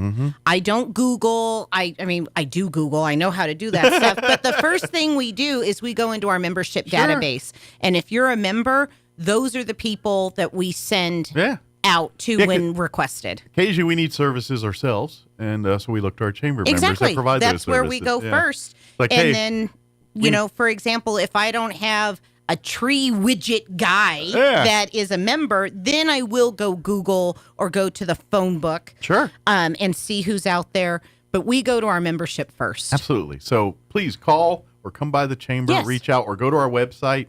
And you could shoot an email through there and say, hey, I heard I'm interested in learning more about being a chamber member. And Andrew will get to you pretty quick here. And get if the ball there's rolling. something we're not doing that the community and our members want us to do, call me. Let me know. Because I don't know what the community wants. If I don't know what everybody wants, then I can't go and fulfill. Absolutely. And of course, don't forget, we're only 2 months away basically from legislative session and all that kind of stuff. And so the chamber will get active in that side too. We will here. start pushing out the information on what's going on. And it's only a 30-day session, so it'll go fast and furious. I know generally speaking, we go to Santa Fe and they do the chamber. And so we ask for like giveaways and things to go up there. It's not too early to ask if you want to showcase your business up in Santa Fe and so the chamber, they have like receptions where all the legislators come in and hobnob and everything, and so but this is an opportunity for a lot of businesses, entities to kind of put their agenda in front of these folks, and the chamber always is up there representing Roswell and Southeast New Mexico. The legislative reception is January 29th. Okay. Leadership Roswell is planning on going up there. I just had that planning meeting. Well, they'll be happy to go back to Santa Fe now after. I mean, like last year they went, I think, was the first time. But the couple years before that with COVID and stuff, they've been doing the Ruidoso trip, which was awesome. Oh, it was fantastic, but it's definitely not the same. There's not a legislative session going on in Ruidoso during that Correct. time. So. And so, like I said, Leadership Roswell is planning on going up to Santa Fe on the 29th of January. So, yes, if you are a business that wants to be showcased and highlighted, we would love to. For example, NEMI is always a huge supporter of us, and they give us giveaways. Yeah. And anything helps. If you have pens, if you have pads of paper, if you've got the little squishy stress balls, those are a huge thing, by the way. Because you can throw them at people and not do any damage. Absolutely. You're like your kids. You could chuck them at your kids. The Gallup Chamber always has the corn necklaces. Okay. And that is one of the biggest, when my kids were little, they loved that. They're not so much now that they're teenagers. They're kind of like, Mom, whatever. They've outgrown that. But they're cool because it's something that I would wear anyway, because they've got them in different colors. It's not just corn kernels on a and it's string, one of those things where people ask cool. about it, or the people that know. It's like, oh, I know where you've been, or people are like, well, that's beautiful. Where'd you get that from? And it strikes a conversation. So, like I said, if you're a business and you want to be highlighted at our legislative reception, all that stuff's great. Knickknacks, please. Even like jerky or snacks and things. Exactly. If it's like your local business that you want to promote your product, give us some samples to take up there. That's the kind of stuff.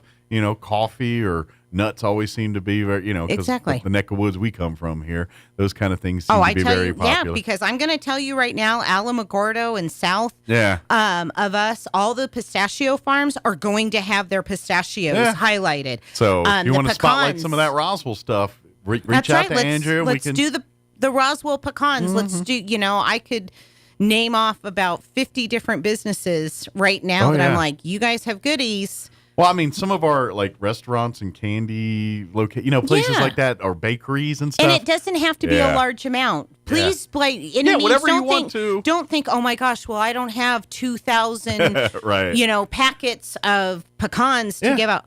50. Yeah, that'd be plenty. 25, 50 is, because if everybody gives me 50 items, then all of a sudden I have enough, because we sit there at the legislative reception for about 3 hours. Yeah, and then you get people come through, and it's literally like when you go in the commercial building during the fair. Exactly. And you got the bags. It's that's exactly what it's like. It's very similar to that. And I promise you, towards the end of the night, it's so funny, because then if we have anything left over, that, especially if it's perishable, we're We're sure, like, because you don't want that coming back. I am not schlepping stuff home if I don't have to. And you don't want to give the kids like 80 pounds of brownies eating away or whatever it is, you know. And so it's like, yeah, please. So yes, but if you'd like to do that, spotlight your business. If you got pens or rulers or notepads or toothpick holders, whatever, whatever cool little marketing gadget you have. The hospitals usually give us, like you said, the little rulers. Yeah. Eastern's usually really good with the 6-inch rulers. Yeah. Loveless usually has the Band-Aid holders that you can stick your Band-Aids in. Or if like you have like little hand sanitizers, those are always my gosh, even pre-COVID, people love those little hand sanitizers. People like to keep them in their purse or their pocket or something, or keep in their car. All of us have that drawer. Well, you never know when you need it. Full of hand sanitizer and napkins and all the stuff you just keep in there. And this stuff's perfect for that. And people, I'm telling you, up in Santa Fe, people love it. And I'll be honest, if you've got an alien on your logo, I don't care how dumb you think your promotional item is. If it's got an alien, and you would think we all live in New Mexico, oh my gosh, everybody's saturated. No, I am telling you, you go north of I-40 and people are like, do you have aliens? Oh, yeah. Do you have aliens? I want alien stuff. They love it. And it goes so fast. My brother, who lives in Virginia, yesterday being Halloween and all that, and so my youngest nephew, his youngest son, he wore it to school. It was the other day his favorite T-shirt day they had at school, and he wore his "I Got Abducted in Roswell" T-shirt that he got when he was visited here, and it was the most popular shirt there. Right. And then, sure enough, guess what we did for Halloween? I think you've probably seen it. It's that blow-up costume. Was he a blow-up alien? Yeah. So, oh my gosh. So he was like being abducted by the alien. You know that one where you're so the alien cool. and then like your legs, and it looks like you're being carried and abducted by an alien. Yeah. So he was that, and and it was the popular one, and that's in Virginia, and that's the same way even up north in Santa Fe and Taos and those places. As soon as you leave Roswell, and I know that as locals, at one time or another, every single one of us has rolled our eyes and gone, aliens. No, I'm telling you, it has gotten me into places that I've had no business going by having a dinky little lapel pin that has an alien. That is that card that Roswell, New Mexico carries with it everywhere it goes. Oh, I've gotten behind the scenes of things, and my kids and my husband are like, how did you disappeared? And I'm like, well, I had this alien thing, and I talked to the right guy. Sure. So I went, and they're like, you didn't invite us? I'm like, that's what happens when you wander away from mom. Yeah. And I'm wondering, too, if by then... Because for folks that don't know, the Roswell and Chaves County EDC has been working hard with this Reno air races stuff. Yeah. So I'm wondering by January if we're going to have a little bit better picture of where we're at in that one. We probably will, because I know that they're getting ready to do the I know some site visits visits coming up here in the next month or so. Yeah. So, but I didn't know if by then, if we had. But I don't know if by January we'll know. If we have an answer, or at least, maybe, or if we're whittled down to three cities or something. I don't know. I have no idea. But yes, also the Reno air races. You know, when they come to look at the community, roll out your red carpets. Absolutely. Because once again, everybody is saying that we need nightlife, we need restaurants, we need whatever. The Reno air races are not the end-all be-all answer to everything, but it's a start. It's a start. Yeah, it's the kind of could be the catalyst that triggers a bunch of others. Well, it's like the UFO festival when it first started, when Dusty Huckabee and Main Street Roswell first started that. I remember being here, and the community did kind of the same thing. Well, we don't have hotels. We don't have this. Well, if everybody will remember, it was within 3 years of the UFO festival, we got a lot of our hotels. We got a lot of this other new stuff in town. That is kind of where the Reno air races are. And the difference is between the UFO festival and the races, we'll have about a year and a half, 2 years. Yeah. 2025 is when we're kind of on the stage when this happens. Exactly. Yeah. So nothing's going to happen till the fall of 25. Yeah. So think about all of the developers and the investors that will come into the community and go, okay, we're going to do RV parks. We're going to do some hotels. We're going to do nightlife. We're going to do shopping. They kind of say that there is a large percentage of the people that support the Reno air races are camping. They love to bring the RVs and the campers, and that's what they do. So we already been kind of we've had some RV parks and things that are already Correct. in the lexicon of being built here over the last year or two here. So we're going to see a lot more of that coming That's in, right. I think, because of that. And that's a good thing. And to be honest, it's also going to force them to do more at the airport. We're going to have to create more parking and more things, more amenities out there. Yeah, so people, once again, spur that growth into you there, want too. more Yeah. flights to other places other than to just Dallas, or you want This gives more them a flights? reason to do these things. If we are a community that is showing a want and a need, those things will The come. juice might be worth the squeeze for other airline Absolutely. industries to put a Absolutely. plane coming in and out of Roswell. And it all starts with a dream. Yeah, absolutely. It'd be like, I mean, I can go to American Eagle or Southwest or United or how whatever. cool would comes that out. be if It'd we be great. became a regional hub for something? Be nice. But things like this begat those kind of things. Yes, So. or the little boutique airs Mhm. things, so we could Absolutely. get a flight to Albuquerque, because that's another thing I've Yeah. heard. What about Albuquerque? Absolutely. I agree. Yeah, this all could help with that. A And all 30-minute could flight. be that part where, because that's another thing, they want direct access to the town to get in. Correct. And so that airport is very much a part of that. That's right. So expansion of that is kind of, I think, just part of the natural progression of this whole deal if it goes through. That's So, right. But anyway, if you have any questions, 575-623-5695, 575-623-5695, or roswellnm.org, or come on by. Yeah, come on by and If ring you the see doorbell. my white Armada out there, ring the doorbell, and we will let you in, and let's have a conversation. Absolutely. And if you don't, of course, don't hesitate to leave a message or something on Facebook or whatever and Correct. say, hey, can I get, and then And I try to contact everybody as quickly as possible. But there's only a couple of us in the office, so there's sometimes a lag. Let's say, there's one person doing everything at the moment. So give a little time for that. That's right. Thank you, Andrew, as always. Thanks. We'll see you next time. All righty. All right, it is 9:54. Let's shut our holes and update you on news and weather and all that, and we'll be back. Don't go away. Maybe. I don't know. It's going to be close. Now your Pecos Valley News Update. I'm Jared Cirillo. An Artesia woman arrested recently in connection to burglaries at Artesia High School. According to police reports, 28-year-old Duvon Gerardo is charged with multiple incidents of auto burglary and larceny. All of these things happening on the high school's campus. The crime reports were received by APD between October 10th and 17th. Gerardo is being held also for previous warrants for credit card crimes and even child abuse. She's scheduled to be in court today.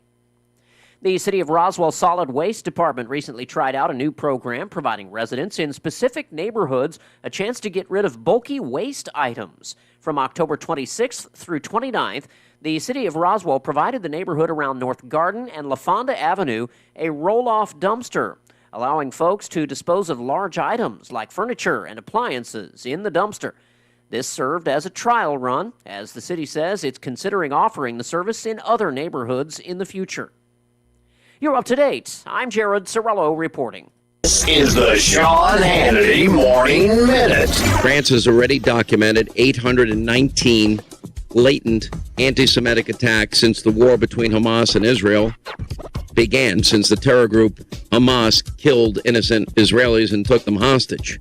And you have Jewish homes on the outskirts of Paris, multiple blue stars of David painted on homes. You know, swastikas have been sprayed next to Jewish institutions. Students have been publicly harassed outside of Jewish schools. On Twitter, they used they shared a photo of the homes, Jewish homes in Paris being marked with the Star of David. You ever think we'd see this in our lifetime? The conservative underground meets later today on the Sean Hannity Show. You know, Phoenix Capital Group is inviting you to invest in the heart of America and support U.S. energy independence. Now, they connect private investors just like you with investments in tangible oil and gas assets. Now, investing in these high-yield corporate bonds, well, investors now yielding 9 to 13% annual interest with monthly payments. Now, there are multiple options with different rates and terms to choose from. Join thousands of satisfied investors paid on time every time. It's a vote of confidence in the American dream, and you could be part of the backbone that built our nation. And you can sign up now for their free educational webinar today when you go to phoenixonhannity.com. Now, before making any investment decision, you should carefully consider and review any and all risk involved. You can learn how to diversify your portfolio, earning 9 to 13% annual interest with Phoenix Capital Group. This educational webinar is absolutely free. Sign up at phoenixonhannity.com. phoenixonhannity.com.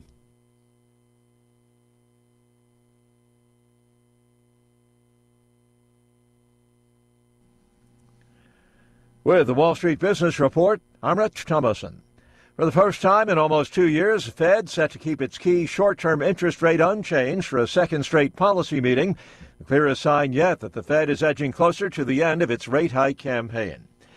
Energy developer Ørsted scrapping 2 large wind power projects off the New Jersey coast. The Danish company cites supply chain issues, adding that it plans to pursue a wind project in New England.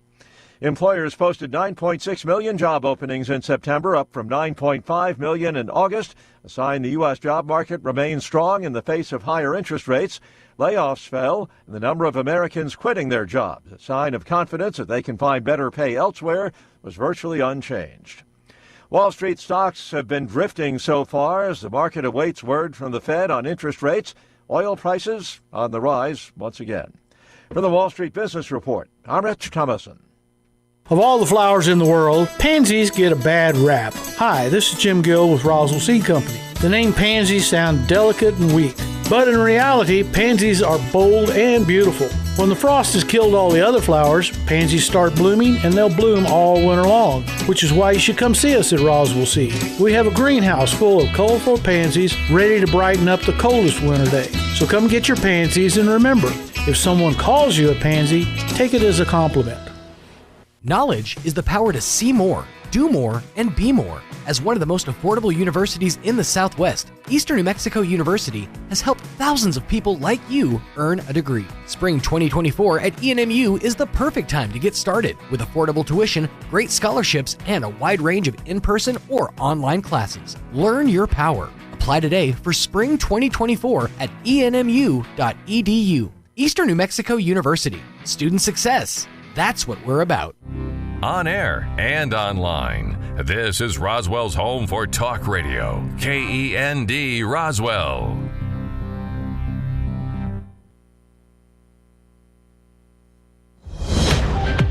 Breaking news this hour from townhall.com. I'm John Scott.